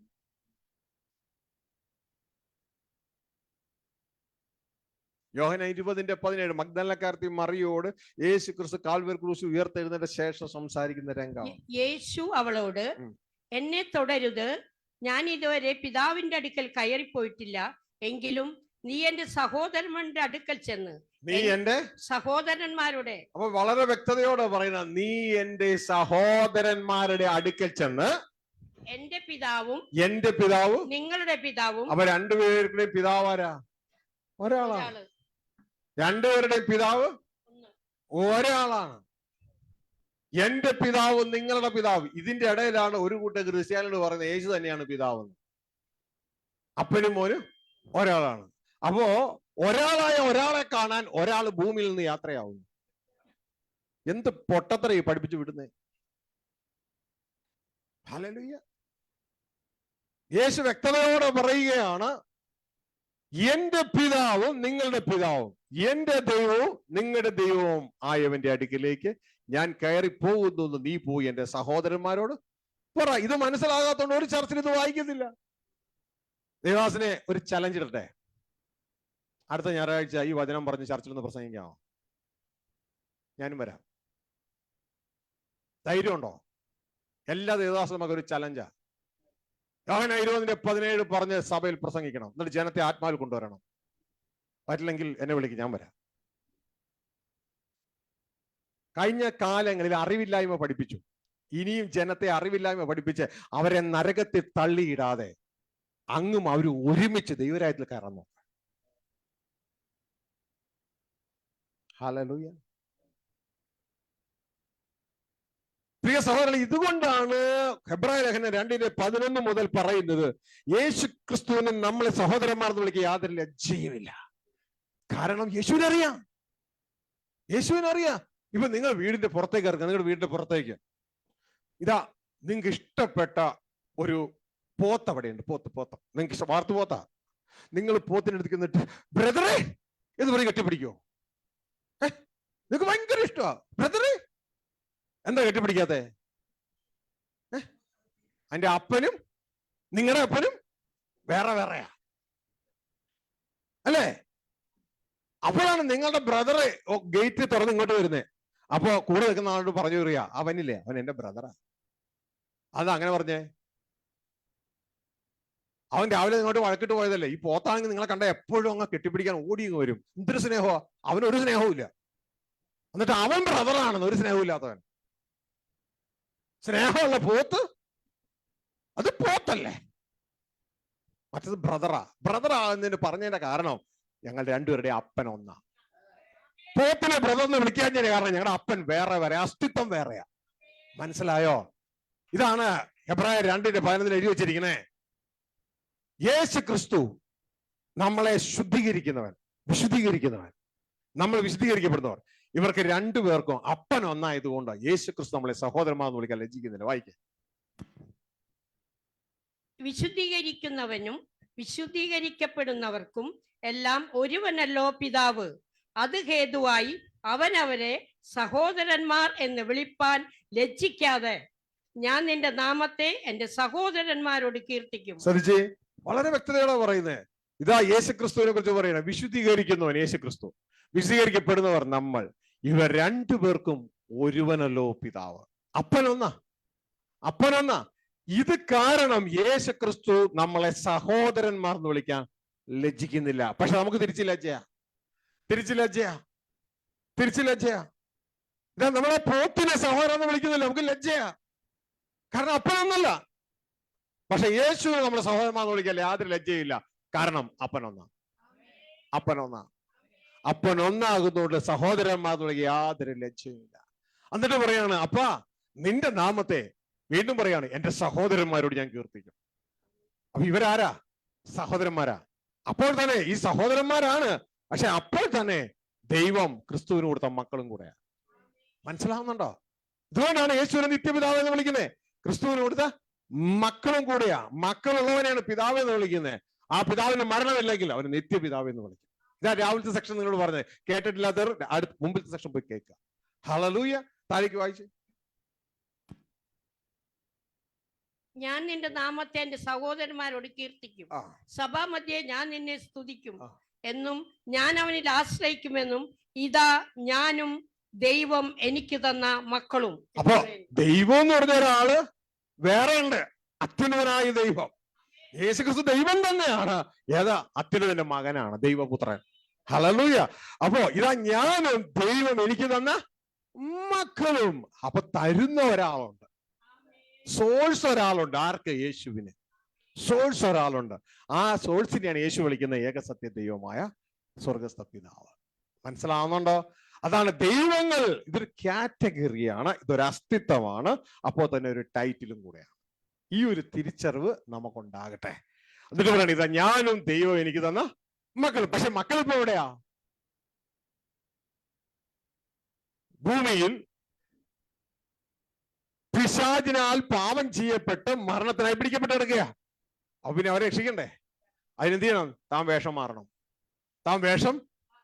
അസ്തിത്വം മാറണം, മനുഷ്യന്റെ ഇടയിലേക്ക് കടന്നു വരികയാണ്. ഇതാണ് നിങ്ങൾക്ക് സഹായിക്കാനായിട്ട് ഒരു ഫേമസ് ആയിട്ടുള്ള ഒരു സുവിശേഷകൻ ഉണ്ടായിരുന്നു. ഇപ്പൊ മരിച്ചോന്ന് എനിക്ക് അറിഞ്ഞുകൂടാ. അതിന്റെ പേര് ഞാൻ വിട്ടുപോയി. യൂറോപ്പിലുള്ളതാ, അമേരിക്കയിലുള്ളതാ. ആദ്യകാലങ്ങളിൽ അദ്ദേഹം മാത്രം ഉണ്ടായിരുന്നുള്ളൂ സുവിശേഷകനായിട്ട് മെയിൻ ആയിട്ട്. ഓക്കെ, പുള്ളിയുടെ തലമുറയാണ് ബാക്കിയുള്ളവരെ കയറി വന്നേക്കണം. മെയിൻ ആയിട്ട് ഒരു ടോളാണ്. അത് ഞാൻ മറന്നുപോയി. അതിനൊക്കെ മുമ്പുള്ള അദ്ദേഹം പറഞ്ഞത് ഒരു ഉപമയാണ് ഈ സംഭവം മനസ്സിലാക്കാൻ വേണ്ടി. നിങ്ങൾ ഒരു സൃഷ്ടാവാണെന്ന് ചിന്തിക്കുക. നിങ്ങൾ സൃഷ്ടിച്ചത് ഉറുമ്പുകളെയാണ്. നിങ്ങൾ സൃഷ്ടിച്ചത് ഉറുമ്പുകളെയാണ്. ആ ഉറുമ്പുകളെ നിങ്ങൾ സൃഷ്ടിച്ചു. പക്ഷെ ഉറുമ്പുകളൊക്കെ വലിയ അപകടത്തിലേക്ക് പോവുക. നിങ്ങൾ നോക്കുമ്പോൾ ഉറുമ്പുകളൊക്കെ യാത്ര ചെയ്ത് ഒരു ഭാഗത്ത് വന്നു കഴിയുമ്പോൾ ഈ സൺസൈഡ് പോലെയാണ്. പെട്ടെന്ന് താഴേക്ക് വീഴുന്നു. താഴെ മുഴുവൻ തീയ, എല്ലാം മരിച്ചുകൊണ്ടിരിക്കുക. നിങ്ങളാണ് അതിന്റെ സൃഷ്ടാവ്.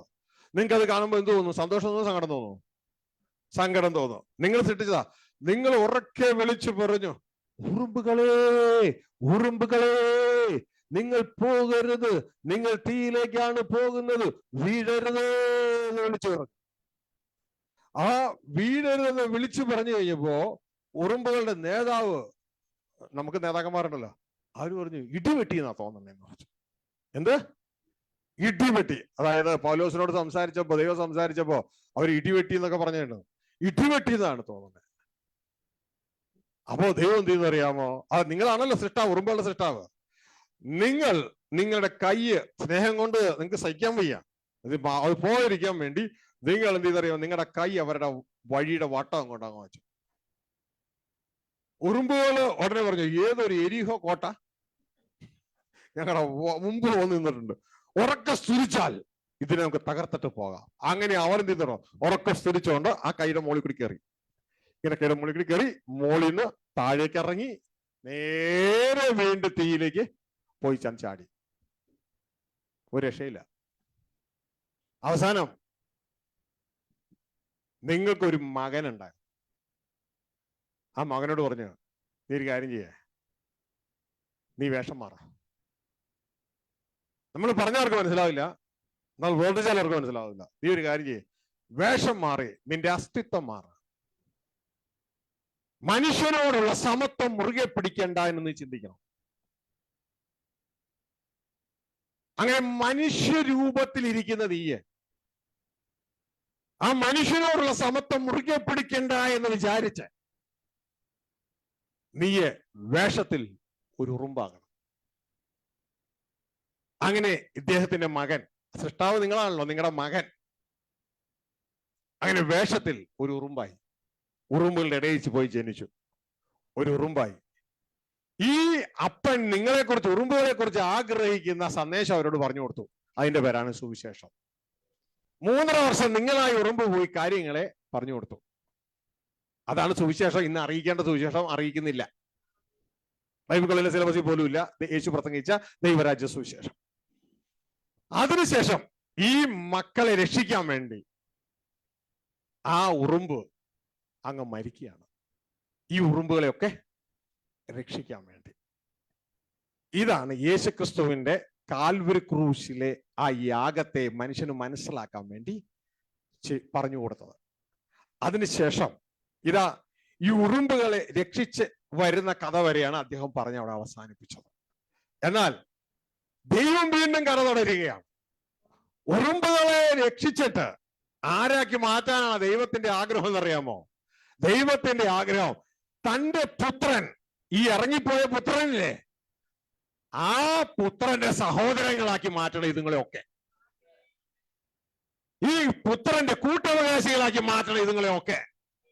അങ്ങനെ ഈ പുത്രനോട് ചേർന്ന് അനേക പുത്രന്മാരുമായി ഒരു കുടുംബം ഒരുക്കണം. ഇതാണ് ദൈവത്തിന്റെ പദ്ധതി. ഹല്ലേലൂയ.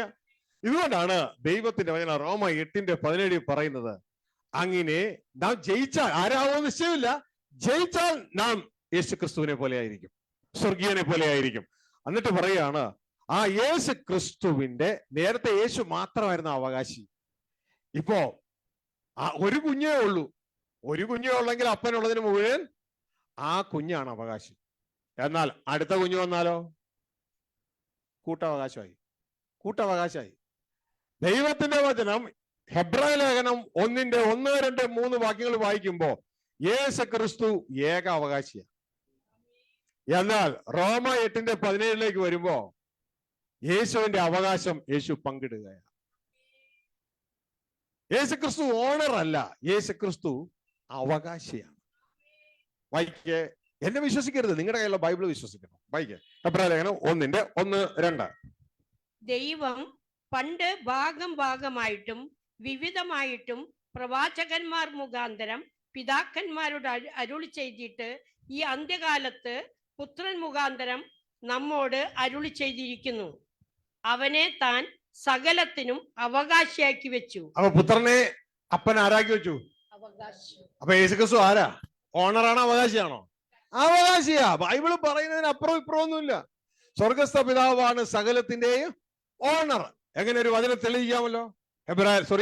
ആവർത്തന പുസ്തകം 10-14 വാക്യം. സകലത്തിന് ധാരാളം വാക്യങ്ങളുണ്ട്, ഒരെണ്ണം വായിക്കാം. യേശു ക്രിസ്തു അവകാശി, അപ്പൊ അപ്പൻ ആരാണ്? ഉടമസ്ഥനാണ്. വായിക്കാം.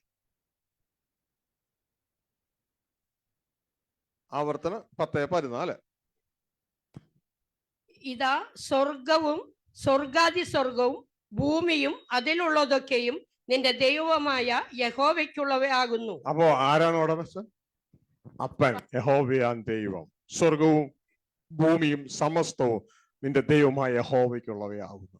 അതിന് മുഴുവൻ അവകാശി ആരാ? യേശു ക്രിസ്തുവാ. മനസ്സിലായോ? അവൻ മുഖാന്തര സകലത്തെയും സൃഷ്ടിച്ചു. സ്വർഗീയ പിതാവ് കാരണഭൂതൻ, സൃഷ്ടിപ്പിൽ പുത്രൻ മുഖാന്തരം. ഒരു കുടുംബമാണ് കാണിക്കുന്നത്. അപ്പൻ അമ്മ മുഖാന്തരം കുടുംബത്തെ ഒരുക്കുന്നു. സ്വർഗീയ പിതാവ് ക്രിസ്തു മുഖാന്തരം ഇതാ കുടുംബത്തെ ഒരുക്കുന്നു, മക്കളെ ജനിപ്പിക്കുന്നു. ഈ ഒരു നഗ്ന സത്യം മറച്ചു വെച്ചിട്ട് കാര്യമൊന്നുമില്ല. കഴിഞ്ഞ നൂറ്റാണ്ടുകളിൽ എങ്ങനെ പഠിപ്പിച്ചു എന്നുള്ള വിഷയമല്ല. ഈ അന്ത്യകാലത്ത് ദൈവത്തിന്റെ വചനം പറയുന്നു, രാജ്യത്വത്തിന്റെ സുവിശേഷം സകല സൃഷ്ടികൾക്ക് സാക്ഷ്യമായി ലോകത്ത് എല്ലാവരും അറിയിക്കപ്പെടും. പെടും എന്ന് പറഞ്ഞാൽ പെട്ടിരിക്കും. അതോടെ അവസാനം. ദൈവവചനത്തിന് യാതൊരു മാറ്റവും ഇല്ല. നടന്നിരിക്കും, നമ്മൾ ചെയ്താലും ചെയ്തില്ല. ഹല്ലേലൂയ. ഇതാ വിളിച്ചിരിക്കുന്നു എസ്തേറിനെ. എന്നാൽ എസ്തേർ അത് ചെയ്തില്ല എങ്കിൽ ദൈവം വേറൊരു ഭാഗത്ത് കാര്യങ്ങൾ നടത്തിയിരിക്കും. കാരണം ദൈവത്തിന്റെ പദ്ധതിയാ, വചനമാ, അത് നിവർത്തിക്കേണ്ടതിന് ദൈവം ജാഗരിക്കും. ഇപ്പോൾ ഇവിടെ യേശു മാത്രമാണ് അവകാശി. സ്വർഗീയ പിതാവ് ഓണറാണ്. എന്നാൽ ഈ യേശുവിന്റെ അവകാശത്തിലേക്ക് നമ്മൾ കയറുകയാണ്. റോമ 8:17. നാം മക്കളെങ്കിലോ അവകാശികളും ആകുന്നു, ദൈവത്തിന്റെ അവകാശികളും ക്രിസ്തുവിനെ കൂട്ടവകാശികളും തന്നെ. ഹല്ലേലൂയ. ഇതാ വളരെ വ്യക്തതയോടെയാണ് ദൈവത്തിന്റെ വചനം പറയുന്നത്. നാം മക്കളെങ്കിൽ നാം അവകാശികളാണ്. ഹല്ലേലൂയ. മക്കളെങ്കിൽ നാം അവകാശികളാണ്. ദൈവത്തിന്റെ അവകാശികൾ. ക്രിസ്തുവിന്റെ അവകാശികൾ എന്ന് പറഞ്ഞില്ല. അപ്പന്റെ അവകാശികൾ ക്രിസ്തുവോട് ചേർന്ന് കൂട്ടവകാശികൾ. അപ്പൊ എങ്ങനെ പറയാൻ പറ്റും ക്രിസ്തു നമ്മുടെ സഹോദരനല്ല എന്ന്? വയ്യ പോകുന്ന ആൾക്ക് അയൽക്കാരന് വേണ്ടി മകന്റെ കൂടെ കൂട്ടവകാശം കൊടുക്കൂ? ഹല്ലേലൂയ. നാം മക്കളെങ്കിൽ അവകാശികളുമാ. ദൈവത്തിന്റെ അവകാശികള്, ക്രിസ്തുവോട് ചേർന്ന് കൂട്ടവകാശികള്. പിന്നെ നമുക്ക് കിട്ടിയിരിക്കുന്ന ആത്മാവിന്റെ പ്രത്യേകത എന്നാന്നറിയാമോ? നമുക്ക് കിട്ടിയിരിക്കുന്ന ആത്മാവിന്റെ പ്രത്യേകത മുതലാളി, യജമാന എന്ന് വിളിക്കുന്ന ആത്മാവല്ല. പകരം അബ്ബാ, പിതാവേ എന്ന് വിളിക്കുന്ന പുത്രത്വത്തിന്റെ ആത്മാവിനെ അത്രേ നമുക്ക് നൽകിയിരിക്കുന്നേ. ഹല്ലേലൂയ. ഇതാ വായിച്ചാട്ടെ, ഗലാത്യ ലേഖനം 4-ാം അധ്യായം 4 മുതൽ താഴേക്ക് വായിക്കാം. എന്നാൽ കാലസമ്പൂർണത വന്നപ്പോൾ ദൈവം തന്റെ പുത്രനെ സ്ത്രീയിൽ നിന്ന് ജനിച്ചവനായി, ന്യായപ്രമാണത്തിന് കീഴെ ജനിച്ചവനായി നിയോഗിച്ചയച്ചത്. അവൻ ന്യായപ്രമാണത്തിന് കീഴിലുള്ളവരെ വിലയ്ക്ക് വാങ്ങിയിട്ട് നാം പുത്രത്വം പ്രാപിക്കേണ്ടതിന് തന്നെ. എന്റെ പ്രിയ കുഞ്ഞുങ്ങളെ ശ്രദ്ധിച്ച്, പലരും പറയുന്നത് ഇതാ ക്രിസ്തു നേരത്തെ ദൈവം, അത്യുന്നതനായ ദൈവമായിരുന്നു, എന്നാൽ ഭൂമിയിൽ വന്ന് ജനിച്ചപ്പോഴാണ് പുത്രനായത്. ഈ വചനം അതിനെ തട്ടി താഴെയിടും. വചനം തട്ടി താഴെയിടാൻ പോവാ. എന്താണ് എഴുതിയേക്കണം? ഒന്നുകൂടി വായിച്ചേ. എന്നാൽ കാലസമ്പൂർണത വന്നപ്പോൾ ദൈവം തന്റെ പുത്രനെ സ്ത്രീയിൽ നിന്ന് ജനിച്ചവനായി. ദൈവം തന്റെ പുത്രനെ സ്ത്രീയിൽ നിന്ന് ജനിച്ചവനായി. അപ്പോ ജനിച്ചപ്പോഴാണ് പുത്രനായത്, അതോ തന്റെ പുത്രനെയാണോ സ്ത്രീയിൽ നിന്ന് ജനിപ്പിച്ചത്? തന്റെ പുത്രനെയാണ് സ്ത്രീയിൽ നിന്ന് ജനിപ്പിച്ചത്. അല്ലാണ്ട് ജനിച്ചപ്പോഴല്ല പുത്രനായത്. ജനിച്ചപ്പോൾ മനുഷ്യപുത്രനായി. ഹല്ലേലൂയ. ദൈവപുത്രൻ നേരത്തെ ഉണ്ട്. അബ്രഹാം ഉണ്ടാകുന്നതിന് മുമ്പേ ഞാനുണ്ട്. മനസ്സിലാവുന്നുണ്ടോ? ദൈവപുത്രൻ നേരത്തെ ഉണ്ട്, അനാദിയിലെ ഉണ്ട്. ഹല്ലേലൂയ. ദൈവം തന്റെ പ്രവൃത്തികളുടെ ആരംഭമായി സകലത സൃഷ്ടിക്കുന്നതിന് മുമ്പ്, ദൈവത്തിന്റെ വചനം കൊളോസ്യർ 1:15 പറയാണ്, അവൻ സർവ്വ സൃഷ്ടികൾക്കും ആദ്യമായി ജനിച്ചവനാണ്. സർവ്വ സൃഷ്ടികൾക്കും ആദ്യമായി ജനിച്ചവനാണ്. God split operation. ഇത് നമ്മൾ വ്യക്തതയോടെ തിരിച്ചറിയുക. ഇതിനെ ഒന്നും കൂട്ടാനും പോകരുത്, കുറയ്ക്കാനും പോകരുത്. ഇതിനെ കൂട്ടാനും കുറയ്ക്കാനും പോയ അപകടമാണ്. ചിലർ പറയും യേശു ക്രിസ്തു സൃഷ്ടിയാണെന്ന്. സൃഷ്ടിയാണെന്ന് അവിടെ പറയുന്നില്ല. ഹല്ലേലൂയ. ദൈവം തന്റെ പുത്രനെ സ്ത്രീയിൽ നിന്ന് ജനിച്ചവനായി. നമ്മൾ അവിടം കൊണ്ട് നിർത്തുക. അനാദി. കൊളോസ്യർ 1:15 പറയാണ്, സർവ്വ സൃഷ്ടികൾക്കും ആദ്യജാതൻ. Is God split operation. God split operation. ഇത് മനസ്സിലാക്കാൻ നിങ്ങൾ ആരെങ്കിലും താല്പര്യപ്പെടുന്നുവെങ്കിൽ നിങ്ങൾക്ക് ഒറ്റ കാര്യമുള്ളൂ. ഹവ്വയുടെ പ്രസവം എങ്ങനെയായിരുന്നു? ഹവ്വ പ്രസവിച്ചത് എങ്ങനെയായിരുന്നു? ഹവ്വ പ്രസവിക്കപ്പെട്ടിട്ടുണ്ടോ? ഹവ്വ പ്രസവിക്കപ്പെട്ടിട്ടുണ്ടോ? ഹവ്വ പ്രസവിക്കപ്പെട്ടിട്ടില്ല. ഹവ്വയെ ഉരുവാക്കുകയായിരുന്നു. ഹല്ലേലൂയ. ശ്രദ്ധിക്കുക, ഹവ ഒഴിവാക്കുകയായിരുന്നു. ഹവ ഓൾറെഡി അവിടെ ഉണ്ട്. ആദത്തിന്റെ ഉള്ളിൽ ഹവ ഉണ്ട്. ഹല്ലേലൂയ. ഇതേപോലെ ദൈവത്തിന്റെ വചനം പറയാണ്, അവൻ സർവ്വ സൃഷ്ടികൾക്കും ആദ്യജാതന. God split operation. വർഷങ്ങൾക്ക് മുമ്പ് പ്രസംഗിച്ചൊരു സന്ദേശം. God split operation, man split ഓപ്പറേഷനിലൂടെയാണ് ഹവ്വയുടെ ജനനം. ഗോഡ് സ്പ്ലിറ്റ് ഓപ്പറേഷനിലൂടെയാണ് ക്രിസ്തുവിന്റെ ജനനം. ഹല്ലേലൂയ. ഈ ഒരു തിരിച്ചറിവ് നമുക്കുണ്ടാകണം. കൊലോസ്യർ 1:15. അവൻ അദൃശ്യനായ ദൈവത്തിന്റെ പ്രതിമയും സർവ സൃഷ്ടിക്കും ആദ്യജാതനുമാകുന്നു. ക്രിസ്തു അദൃശ്യനായ ദൈവത്തിന്റെ പ്രതിമ, മീൻസ് ഐക്കോൺ, സാദൃശ്യം. സർവ സൃഷ്ടികൾക്ക് മുമ്പേ ജനിച്ചവനും ആകുന്നു. നീ എന്റെ പ്രിയപുത്രൻ, ഇന്ന് ഞാൻ നിന്നെ ജനിപ്പിച്ചിരിക്കുന്നു. രണ്ട് ഡയറക്ഷനുണ്ട്. ഒന്ന് ദൈവപുത്രനായ ക്രിസ്തുവിന്റെ ജനനം, മറ്റത് മനുഷ്യപുത്രനായ യേശുവിന്റെ ജനനം. അത് 2000 വർഷങ്ങൾക്ക് മുമ്പാണ്. ക്രിസ്തുവിന്റെ ജനനം പ്രപഞ്ചം ഉണ്ടാകുന്നതിന് മുമ്പാണ്. ആ ക്രിസ്തുവിൽ സ്വർഗത്തിലെ ദൈവം നമ്മൾ ഓരോരുത്തരെയും തിരഞ്ഞെടുത്തു. ഇതാ എഫേസ്യർ 1:4 പറയുന്നത്, പ്രപഞ്ചമുണ്ടാകുന്നതിന് മുമ്പ് ക്രിസ്തുവിൽ നമ്മളെ ദൈവം തെരഞ്ഞെടുത്തു, മുൻ നിയമിക്കുകയും ചെയ്തു കഴിഞ്ഞു. ഇത് ആർക്കും ഒന്നും മാറ്റാൻ പറ്റില്ല. എത്ര ജാഥ വിളിച്ചാലും, ജയ് വിളിച്ചാലും, എങ്കിലാവ് വിളിച്ചാലും, ദുരുപദേശം എന്ന് പറഞ്ഞാൽ ഇതൊന്നും മാറില്ല. വായിച്ചേ എഫേസ്യർ 1:4. നാം തന്റെ സന്നിധിയിൽ വിശുദ്ധരും നിഷ്കളങ്കരും ആകേണ്ടതിനെ അവൻ ലോക സ്ഥാപനത്തിന് മുമ്പേ നമ്മെ അവനിൽ തിരഞ്ഞെടുക്കുകയും. ശ്രദ്ധിച്ചേ, ലോക സ്ഥാപനത്തിന് മുമ്പേ. എപ്പോഴാണ്? ലോക സ്ഥാപനത്തിന് മുമ്പേ ക്രിസ്തുവിൽ നമ്മളെ തെരഞ്ഞെടുത്തു കഴിഞ്ഞു. തെരഞ്ഞെടുത്തു കഴിഞ്ഞു. അതിന്റെ 6-ാം വാക്യം പറയുന്നത് മുൻ നിയമിക്കുകയും ചെയ്തു. ഇനിയിപ്പോ ആർക്ക് മാറ്റാൻ പറ്റും? ഇനിയിപ്പോ ആർക്ക് മാറ്റാൻ പറ്റും? അങ്ങനെയല്ല ഇങ്ങനെയല്ല എന്ന് പറഞ്ഞു. ദൈവം ഓൾറെഡി സെറ്റ് ചെയ്തു. ഇനി നമ്മൾ ആ സെറ്റിംഗ് മനസ്സിലാക്കി നമ്മൾ അതിലേക്ക് യാത്ര ചെയ്താൽ മതി. ദൈവം വെച്ച അവസ്ഥയിൽ ദൈവം ഓൾറെഡി സെറ്റ് ചെയ്ത് കഴിഞ്ഞു. ഹല്ലേലൂയ. ക്രിസ്തുവിൽ നമ്മളെ തെരഞ്ഞെടുത്തു, ക്രിസ്തുവിൽ നമ്മളെ മുൻ നിയമിച്ചു, ക്രിസ്തുവിന്റെ കൂട്ടവകാശികളാക്കി നമ്മളെ മാറ്റി, ക്രിസ്തുവിന്റെ സഹോദരങ്ങളാക്കി മുൻ നിയമിച്ചു കഴിഞ്ഞു. ഇനി ഇതിൽ നിന്ന് ഒരു മാറ്റവും. യഹോവ പണിത് കഴിഞ്ഞു. ആ പണി നമ്മൾ ചെയ്താൽ അത് വ്യർത്ഥമല്ല. നമ്മൾ പണി മാറി ചെയ്താൽ മുഴുവൻ വ്യർത്ഥമായി തീരുവാനായിട്ട് ഇടയാകും. അങ്ങനെ യേശു ക്രിസ്തുവിന്റെ മഹത്വം പ്രാപിക്കാനാണ് എന്നെയും നിങ്ങളെയും വിളിച്ചിരിക്കുന്നത്. ഇത് തിരിച്ചറിഞ്ഞിട്ട്, പക്ഷെ നമ്മൾ ഇന്ന് അതുമായിട്ടൊരു ബന്ധമില്ല. നമ്മുടെ നേച്ചർ വീണുപോയ ആദത്തിന്റെ നേച്ചറാണ്. അപ്പൊ നമ്മൾ ഇവിടെ നിന്ന് ഒരു ഷിഫ്റ്റിംഗ് നടക്കണം. ഒന്ന് തകർന്ന് മറ്റൊന്നിലേക്ക് മാറണം. ഒരു ഷിപ്പിൽ നിന്ന് മറ്റൊരു ഷിപ്പിലേക്ക് മാറുന്നത് പോലെ നമ്മുടെ സോള് ഒന്നിൽ നിന്ന് മറ്റൊന്നിലേക്ക് മാറ്റപ്പെടുവാനായിട്ട് ഇടയാകണം. ഇത് തിരിച്ചറിഞ്ഞിട്ട് ഇനിയുള്ള കാലങ്ങളിൽ നമ്മളിൽ ഇന്ന് 2 അസ്തിത്വങ്ങളുണ്ട്. ഈ ഒരു തിരിച്ചറിവാണ്. 2 അസ്തിത്വങ്ങൾ. യേശുവിനെ രക്ഷകനായി സ്വീകരിച്ച എന്നിലും നിങ്ങളിലും 2 അസ്തിത്വങ്ങളുണ്ട്. ഒന്ന് ജഡത്താൽ മൂവ് ചെയ്യുന്ന അസ്തിത്വം, മറ്റത് അകത്ത് സിസ്റ്റം ഉണ്ടെങ്കിലും വർക്ക് ചെയ്യാത്ത ആത്മാവാൽ മൂവ് ചെയ്യുന്ന പുതിയ സൃഷ്ടിയുടെ അസ്തിത്വം. ഈ 2 അസ്തിത്വങ്ങളുണ്ട്. ഒന്ന് കാഴ്ചപ്രകാരമൊക്കെ പോകും, മറ്റത് അങ്ങനെയല്ല. സ്വയമേ ഒന്നും ചെയ്യാൻ കഴിയില്ല.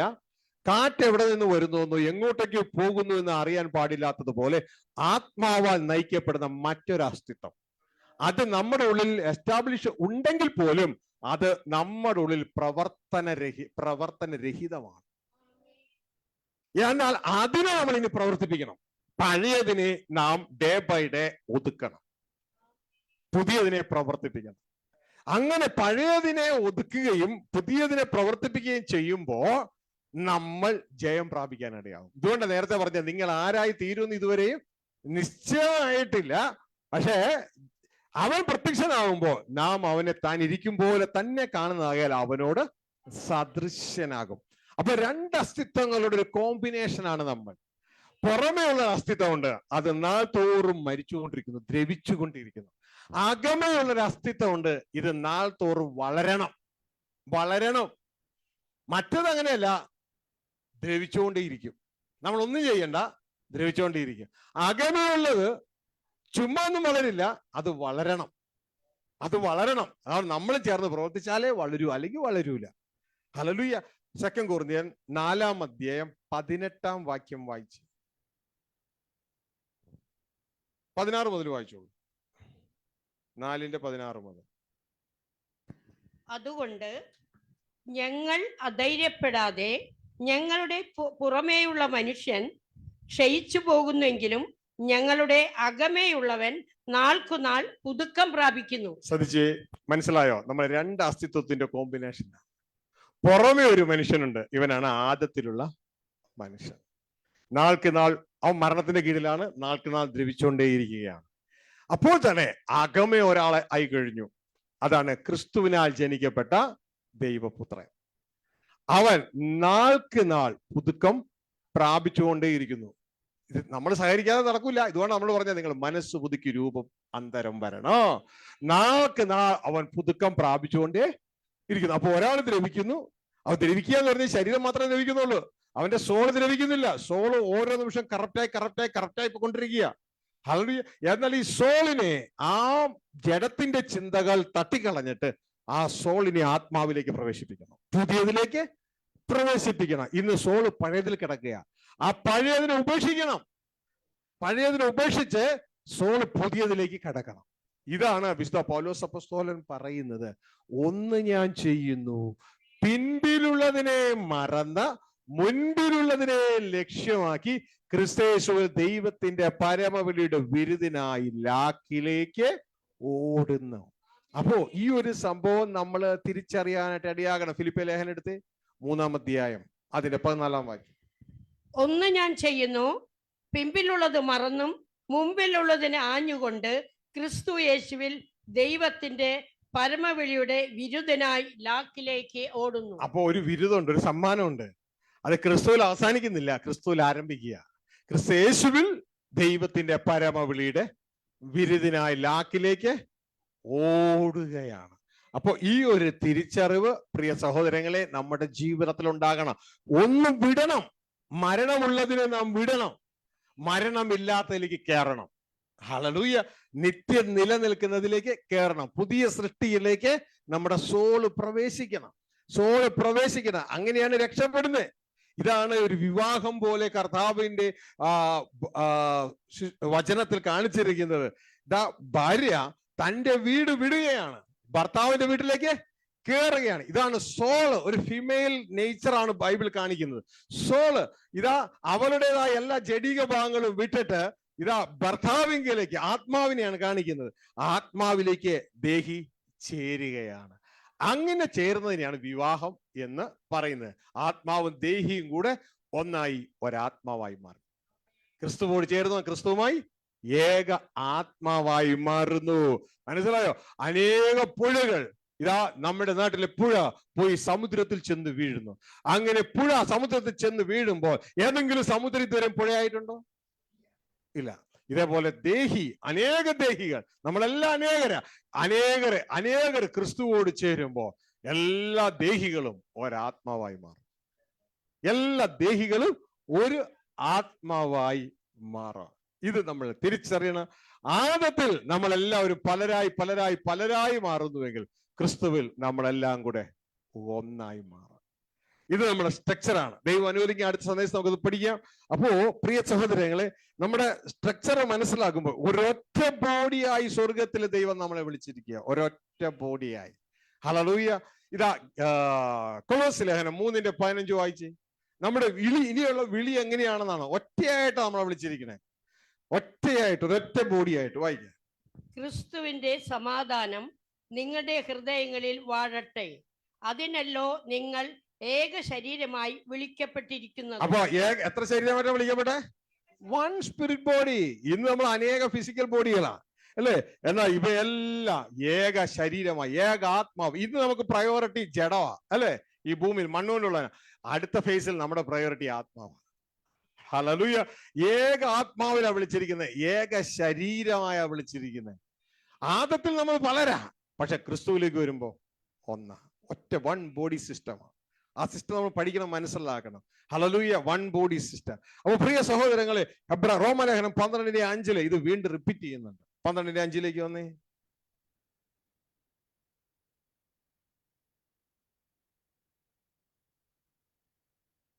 അതുപോലെ പലരായ നാം ക്രിസ്തുവിൽ ഒരു ശരീരവും എല്ലാവരും തമ്മിൽ അവയവങ്ങളും ആകുന്നു.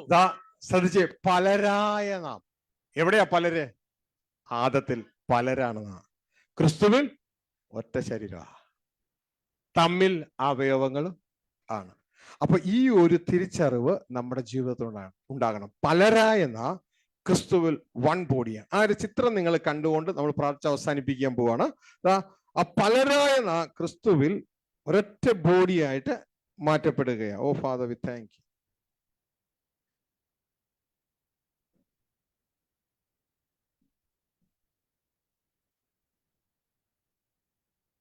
Lord, I love you.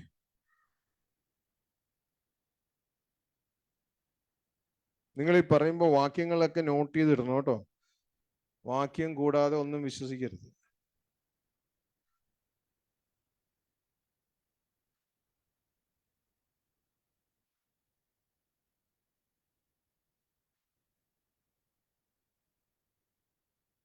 Lord, I love you, give you glory, glory, glory.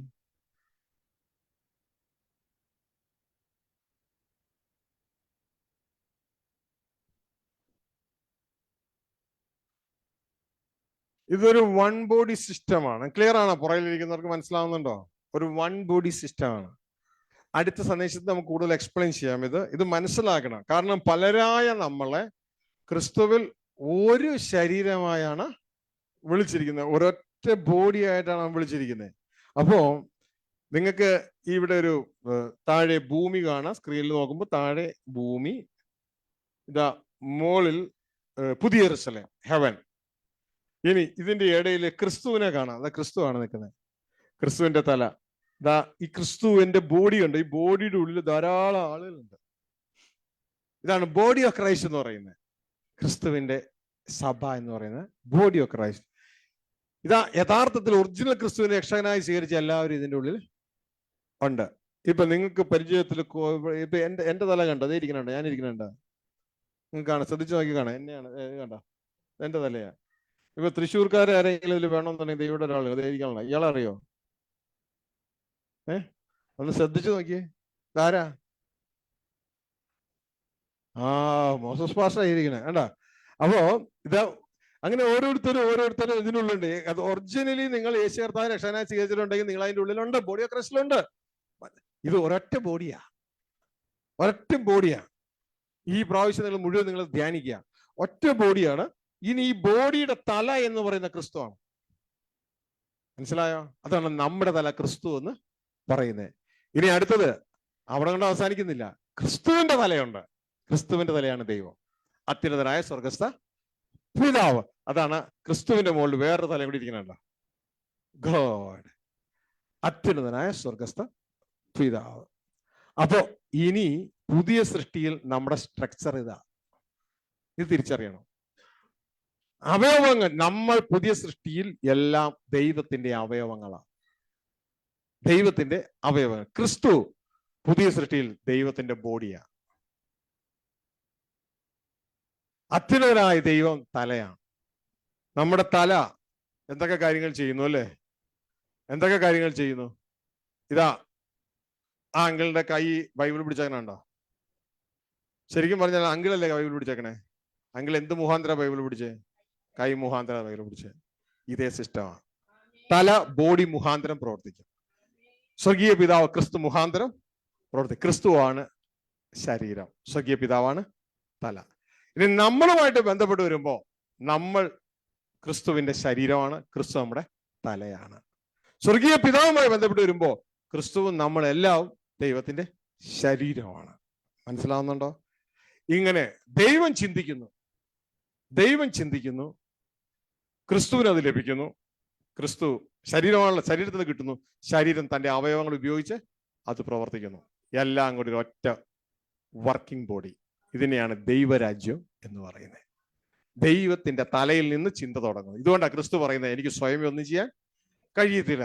മനസ്സിലായോ? പകരം തല ശരീരത്തെ ഉപയോഗിക്കുകയാണ് ചെയ്യുന്നത്. ഇതേപോലെ ദൈവം ക്രിസ്തുവിനെ ഉപയോഗിക്കുകയായിരുന്നു. ഇതുകൊണ്ടാണ് ക്രിസ്തു പറഞ്ഞ്, പിതാവ് എൻ്റെ ഉള്ളിൽ വസിച്ച് എന്നിലൂടെ പ്രവർത്തിക്കുന്നു. ഇതാണ് ദൈവപുത്രന്മാരുടെ പ്രവർത്തനം, ഇൻസൈഡ് ഔട്ട്.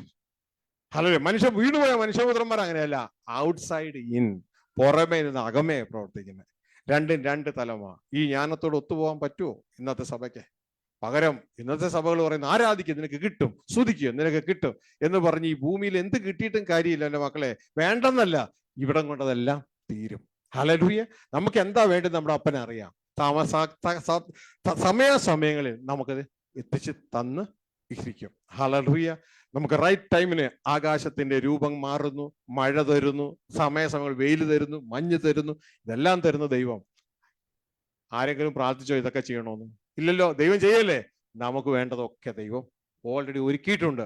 നമ്മൾ അന്വേഷിക്കേണ്ടത് ആ ദൈവത്തോടുകൂടെ ജീവിക്കാനുള്ള വഴി എന്താണെന്ന്. അപ്പോ ദൈവം പറയും, അതിന് വേറെ ഒരു വഴിയില്ല മക്കളെ, ഒറ്റ വഴിയേ ഉള്ളൂ, എൻ്റെ പുത്രനായ ക്രിസ്തു. ആ ക്രിസ്തുവിലൂടെ നിങ്ങൾക്ക് ഇതാ അവിടെ എത്തിച്ചേരാം. എൻ്റെ അടുക്കൽ നിങ്ങൾക്ക് എത്തിച്ചേരുവാനായിട്ട് കഴിയും. അതാണ് യേശു പറഞ്ഞത്, വഴിയും സത്യവും ജീവനും ഞാനാവുന്നു, എന്നിലൂടെ എന്നിലെത്താന്നല്ല പറഞ്ഞേ, എന്നിലൂടെ പിതാവിന്റെ അടുക്കൽ എത്തിച്ചേരുവാനായിട്ട് കഴിയും. അതുകൊണ്ട് നമുക്ക് ഒരുമിച്ച് യാത്രയാകാം. ഈ ചിത്രത്തെക്കുറിച്ച് നിങ്ങൾ ഭാരപ്പെടേണ്ട. ഇതിന്റെ വാക്യങ്ങൾ, ഈ കാര്യങ്ങൾ നിങ്ങളിന്ന് അറിയിച്ചാണ്. ഇതിലെല്ലാം ദൈവവചനമുണ്ട്, സൈഡിൽ എഴുതിയിട്ടുണ്ട്. ഇത് കൂടാതെ വചനങ്ങളുണ്ട്. നമുക്ക് ദൈവം അനുവദിക്കുക അടുത്ത പ്രാവശ്യം ഇത് ചിന്തിക്കാം. കാരണം ഇത് മനസ്സിലാക്കണം, എല്ലാവരും ഇത് മനസ്സിലാക്കണം, എല്ലാവരും ഇത് മനസ്സിലാക്കണം. കാരണം ഇനി നമ്മൾ പ്രവർത്തിക്കേണ്ട ഇതിൻ്റെ ഉള്ളിലാ, ഈ ഒരു തലത്തിലാണ് പ്രവർത്തിക്കേണ്ട. ഇതൊന്ന് കണ്ടോണ്ട് നമ്മുടെ പ്രവർത്തനം ഒന്ന് കണ്ടു കഴിഞ്ഞാൽ മനസ്സിലാകും ഇതൊരു ഏകീഭവിച്ച പ്രവർത്തനമാ. തല തൻ്റെ ശരീരത്തിലൂടെ അവയവങ്ങളിലൂടെ പ്രവർത്തിക്കുന്നു. എല്ലാം സ്റ്റാർട്ട് ചെയ്യുന്നത് ഉയരത്തിൽ നിന്ന്, വെളിച്ചങ്ങളുടെ പിതാവിൽ നിന്നാണ് എന്ന തിരിച്ചറിവ് നമ്മുടെ ജീവിതത്തിൽ കടന്നു വരാനായിട്ട് ഇടയാകും. ഇതാ ഞാൻ ചിന്തിക്കുന്ന ദൈവം നിങ്ങളോട് സംസാരിച്ചു എന്ന്. ഇത് ഇനി ഇതുമായുള്ള ബന്ധത്തിലാണ്. എൻ്റെ പ്രിയ കുഞ്ഞുങ്ങൾ രാവിലെ മുതൽ ഇതുവരെ സംസാരിച്ചല്ലോ. ഏതെങ്കിലും സംശയങ്ങൾ ഇതുമായുള്ള ബന്ധത്തിൽ നിങ്ങളുടെ ജീവിതത്തിൽ ഉണ്ടെങ്കിൽ നിങ്ങൾക്ക് ചോദിക്കാം. എനിക്ക് ദൈവം പറഞ്ഞ് പഠിപ്പിച്ചു തന്നിട്ടുള്ളതാണ്. ഞാൻ നിങ്ങളെ അറിയിക്കാം, നിങ്ങളെ സഹായിക്കുക. ഞാൻ എല്ലാം തികഞ്ഞ ഒരാളൊന്നുമല്ല, പക്ഷേ എല്ലാം തികഞ്ഞ ഒരു സ്വർഗസ്ഥ പിതാവ് ഞങ്ങൾക്കുണ്ട്. ഹല്ലേലൂയ. എല്ലാം തികഞ്ഞൊരു ക്രിസ്തു ഞങ്ങൾക്ക് ഉണ്ട്. ക്രിസ്തുവിനും എല്ലാം ഒന്നും അറിയത്തില്ലാത്ത കാര്യങ്ങൾ എപ്പോഴാണോ പിതാവ് പറഞ്ഞു കൊടുക്കുന്നത് അപ്പോ നമുക്ക് അറിയിച്ചു തരും. ക്രിസ്തു പറഞ്ഞൊരു കാര്യമുണ്ട്. ഇതാ പിതാവ് ശിഷ്യന്മാർ ചോദിച്ചു, ഇസ്രായേലിന് നീ ഇപ്പോഴാണ് രാജ്യദാസ്ഥാനപ്പെടുത്തി കൊടുക്കുന്നത്? അപ്പൊ ഉടനെ ക്രിസ്തു പറഞ്ഞു, പിതാവ് സ്വന്തം അധികാരത്തിൽ വെച്ചിരിക്കുന്ന കാര്യങ്ങളൊന്നും അറിയണം നിങ്ങൾക്ക് ഉള്ളത് അല്ല. പിന്നെ എൻ്റെ അടുത്ത വരവ് എപ്പോഴാന്ന് എനിക്ക് പോലും അറിയത്തില്ല. അത് പിതാവിന് മാത്രമേ അറിയത്തുള്ളൂ, ദൂതന്മാർക്കും ആർക്കും അറിയത്തുമില്ല. അപ്പോ ഞാൻ പറഞ്ഞതിന്റെ അർത്ഥം എന്ന് പറയുന്നത്, എല്ലാം അറിയുന്നത് സ്വർഗസ്ഥ പിതാവ്. അതുകൊണ്ട് എനിക്കെല്ലാം അറിഞ്ഞുകൂടാ. എന്നെ പഠിപ്പിച്ചിട്ടുള്ളത്, ക്രിസ്തുവിലൂടെ എന്നെ പഠിപ്പിച്ചിട്ടുള്ളത് എന്തെങ്കിലും സഭയുടെ അനുഗ്രഹത്തിന് വേണ്ടി എനിക്ക് അറിയാമെന്ന് ഞാൻ പറഞ്ഞുതരാം. അങ്ങനെ സംശയങ്ങൾ എന്തെങ്കിലും ഉണ്ടെങ്കിൽ ചോദിക്കാം. ഇപ്പോൾ എടുത്ത വിഷയങ്ങളുമായുള്ള ബന്ധത്തിലായിരിക്കണം. പിന്നെ ഈ മാലയും വളയും കമ്മലും ഈശവടിയൊന്നും ചോദിച്ചേക്കരുത് ദയവ് ചെയ്ത്.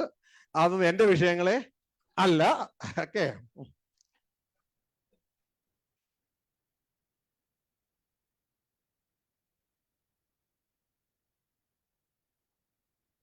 അതിനെപ്പറ്റി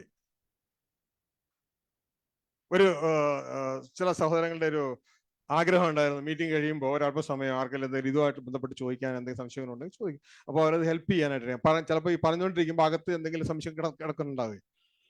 അപ്പോൾ എനിക്കറിയാമെന്നുണ്ടെങ്കിൽ ഞങ്ങൾക്ക് പറഞ്ഞുതരാം, അല്ലെങ്കിൽ ദൈവസന്നിധിയിൽ വയ്ക്കാം.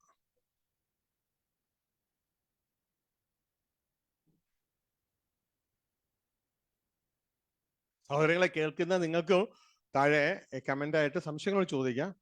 വല്ലാത്ത രീതിയിലുള്ള എഴുത്തൊക്കെ എഴുതുകയാണെങ്കിൽ അതൊന്നും മൈൻഡ് പോലും ചെയ്യത്തില്ല. പഠിക്കാൻ വേണ്ടി ചോദിക്കുന്ന ആളുകളുണ്ട്. അവരുടെ ചോദ്യം കാണുമ്പോഴേ അറിയാം, അവർക്കാണ് ഉത്തരം വരുന്നത് കേട്ടോ.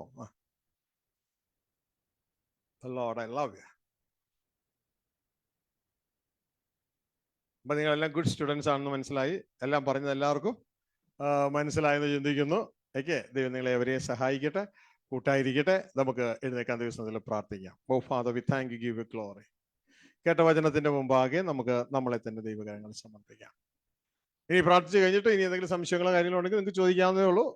അല്പസമയം കൂടെ ഇവിടെ ഉണ്ടാവും. Okay. Okay. Lord, V thank you, give you glory.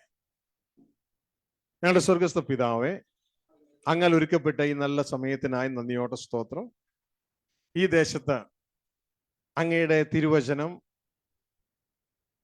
മനസ്സിലാക്കി അങ്ങ് ഞങ്ങൾക്ക് വേണ്ടി എന്ത് സെറ്റ് ചെയ്തിരിക്കുന്നു അത് മനസ്സിലാക്കി അങ്ങൊരുക്കിയ വഴിയായ ക്രിസ്തുവിലൂടെ ഞങ്ങൾ അങ്ങയുടെ ഹൃദയാഗ്രഹത്തിലേക്ക് എത്തിച്ചേരുവാൻ അങ്ങ് ഞങ്ങളെ നിശ്ചയിച്ച് നിയമിച്ചാക്കിയിരിക്കാൻ നന്ദിയോടെ സ്തോത്രം ചെയ്യുന്നു.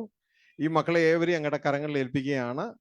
അവസാനം ഞങ്ങൾ ക്രിസ്തുവിൽ അങ്ങയുടെ മക്കളായി, ക്രിസ്തുവിൻ്റെ കൂട്ടു സഹോദരങ്ങളായി, ക്രിസ്തുവിൻ്റെ കൂട്ടവകാശികളായി എത്തിച്ചേരണമെന്ന് അങ്ങയുടെ വചനം പറയുന്നുവല്ലോ. അങ്ങ് ഞങ്ങൾക്ക് ഓരോരുത്തർക്കും അയച്ചിരിക്കുന്ന ആത്മാവ് അങ്ങയുടെ ആത്മാവാകിയ ആബാ പിതാവേ എന്ന് വിളിക്കുന്ന സ്വപുത്രന്റെ ആത്മാവാകിയ നന്ദിയോടെ സ്തോത്രം ചെയ്യുന്നു. മക്കളെ ഏവരെയും അങ്ങയുടെ കരങ്ങളിൽ ഏൽപ്പിക്കുകയാണ്. ഈ ശുശ്രൂഷയുമായി ബന്ധപ്പെട്ട് പ്രവർത്തിച്ച എല്ലാവരെയും, പ്രത്യേകിച്ച് ആന്റിയെയും കർത്താവെ അങ്ങയുടെ കരങ്ങളിൽ ഏൽപ്പിക്കുകയാണ്. അപ്പൊ അങ്ങയുടെ ദാസനെ മോസ്റ്റ് ഫാസ്റ്റ് അങ്ങയുടെ കരങ്ങളിൽ ഏൽപ്പിക്കുന്നു. കുടുംബം പ്രാർത്ഥിക്കുകയാണ്. പ്രിയ നല്ല പിതാവെ, ഐക്യതയോടെ നിന്നുകൊണ്ട് അപ്പൊ ഈ ദേശത്ത് അങ്ങയുടെ ചിന്തകൾ, അങ്ങയുടെ ഇഷ്ടങ്ങൾ നടപ്പിലാക്കുവാൻ, ജനത്തിന്റെ ഉള്ളിൽ അത് എസ്റ്റാബ്ലിഷ് ചെയ്യുവാൻ, ആ ജനം മുഴുവൻ അങ്ങിൽ എത്തിച്ചേരുക അങ്ങ് ഇടയാക്കണമെന്ന് പ്രാർത്ഥിക്കുകയാണ്. ഈ മക്കളെ ഏവരെയും അങ്ങയുടെ കരങ്ങളിൽ ഏൽപ്പിക്കുന്നു. ശബ്ദ കാഴ്ചപരിധിയിൽ കേൾക്കുന്ന എല്ലാ മക്കളെയും അങ്ങയുടെ കരങ്ങളിൽ ഏൽപ്പിക്കുക. അങ്ങയുടെ നാമത്തിൽ ഈ മക്കളെ ഏവരെ അനുഗ്രഹിക്കുന്നു. ഈ മക്കളെ ഏവരും ഒരു അനുഗ്രഹമായി വെളിപ്പെടും അങ്ങ് സഹായിക്കണമെന്ന് പ്രാർത്ഥിക്കുകയാണ്. സർവ്വമഹത്വം ഞങ്ങൾ അങ്ങേക്ക് തരികയാണ്. വചനം കേട്ടിട്ട് കടന്നുപോയ മക്കളെയും ഇപ്പോൾ ഈ കഥായ വചനം കേട്ടുകൊണ്ടിരിക്കുന്ന മക്കളെയും ഓൺലൈനിൽ കേട്ടുകൊണ്ടിരിക്കുന്ന മക്കളെ എല്ലാവരെയും അങ്ങയുടെ കരങ്ങളിൽ ഏൽപ്പിക്കുന്നു. ഈ വചനത്തിന്റെ ആ ഫലം അങ്ങയുടെ മക്കളുടെ ജീവിതത്തിൽ ഉണ്ടാകാൻ അങ്ങ് ഇടയാക്കണമെന്ന് പ്രാർത്ഥിക്കുകയാണ്. അപ്പോൾ തന്നെ ഈ ഒരു ശുശ്രൂഷ മുഖേന ഈ ദേശം അനുഗ്രഹിക്കപ്പെടുവാനായിട്ട് ഇടയാകട്ടെ. ഈ ദേശത്തെ ഞങ്ങൾ അനുഗ്രഹിക്കുന്നു. പിതാവിന്റെ പുത്രനെ പരിശുദ്ധാത്മാവിന്റെ നാമത്തിൽ അനുഗ്രഹിച്ച് പ്രാർത്ഥിക്കുക. ഞങ്ങളുടെ സാന്നിധ്യവും ദേശം കൂട്ടായിരിക്കണമെന്ന് പ്രാർത്ഥിക്കുന്നു. സർവ്വമഹത്വം ഞങ്ങൾ അങ്ങേക്ക് തരികയാണ്. കൂട്ടായിരിക്കുന്ന കൃപകൾക്കായി സ്തോത്രം ചെയ്യുന്നു. രോഗികളെ ആരെങ്കിലും കർത്താവെ അങ്ങയുടെ ശുശ്രൂഷയിൽ ഭാഗവാക്കാവുന്നുവെങ്കിൽ അങ്ങയുടെ സൗഖ്യമാകുന്ന കരം കർത്താവെ അവർ ഈ ശുശ്രൂഷ അറ്റൻഡ് ചെയ്തു എന്നുള്ള കാരണം നിമിത്തം അങ്ങ് അവരെ സൗഖ്യമാക്കണമെന്ന് പ്രാർത്ഥിക്കുക. യേശുവിന്റെ നാമത്തിൽ, യേശുക്രിസ്തുവിന്റെ അടിപ്പിണരെ ഞങ്ങൾക്ക് നേടിത്തന്ന സൗഖ്യം ഈ മക്കളുടെ മേൽ കൽപ്പിക്കുന്നു. സൗഖ്യം പ്രാപിക്കാൻ, പരിപൂർണമായ രോഗത്തിൽ നിന്ന് വിടുതൽ പ്രാപിക്കപ്പെടട്ടെ. ദൈവത്തിന്റെ സൗഖ്യവും സമാധാനവും ജീവനും നിങ്ങളുടെ ജീവിതത്തിൽ കൽപ്പിക്കുന്നു. കുടുംബ സമാധാനം ഇല്ലാത്തവർക്ക് ദൈവത്തിന്റെ സമാധാന കുടുംബങ്ങളിൽ കളിയാടുവാൻ ഇടയാകട്ടെ. മക്കളെ കുറിച്ച് വ്യാകുലപ്പെടുന്നവരുടെ ജീവിതത്തിൽ ദൈവത്തിന്റെ വചനം പറയുന്ന പോലെ നിന്റെ മക്കൾ നിന്റെ മേശക്ക് ഒരുവിധങ്ങളായിരിക്കുന്ന വിശുദ്ധ വാഗ്ദത്ത വചനം അവരുടെ ജീവിതത്തിൽ കൽപ്പിക്കുകയാണ്. വിശ്വസിച്ച് ഏറ്റെടുത്ത് ഡിക്ലെയർ ചെയ്താട്ടെ. ഇത് നിങ്ങളുടെ ജീവിതത്തിൽ കടന്നു വരാനിടയാ. സർവ്വമഹത്വം പിതാവ് ഞങ്ങൾ അങ്ങേക്ക് തരുന്നു. കൂടിയിരിക്കുന്നതിനായി സ്തോത്രം യേശുവിൻ നാമത്തിൽ തന്നെ. ആമേൻ, ആമേൻ, ആമേൻ. ദൈവം നിങ്ങളെ ഏവരെയും അനുഗ്രഹിക്കട്ടെ, സഹായിക്കട്ടെ, കൂട്ടായിരിക്കട്ടെ. എന്തെങ്കിലും സംശയം ഉണ്ടെങ്കിൽ നിങ്ങൾ താഴെ കമന്റിൽ രേഖപ്പെടുത്തുന്നുവെങ്കിൽ നിങ്ങൾ അത് ഫെച്ച് ചെയ്തെടുക്കുകയും തുടർന്നുള്ള ശുശ്രൂഷയിലൂടെ അത് അറിയിക്കുകയും ചെയ്തതാണ്. ദൈവം അവരെ സഹായിക്കട്ടെ, കൂട്ടായിരിക്കട്ടെ. Thank you very much. Good by.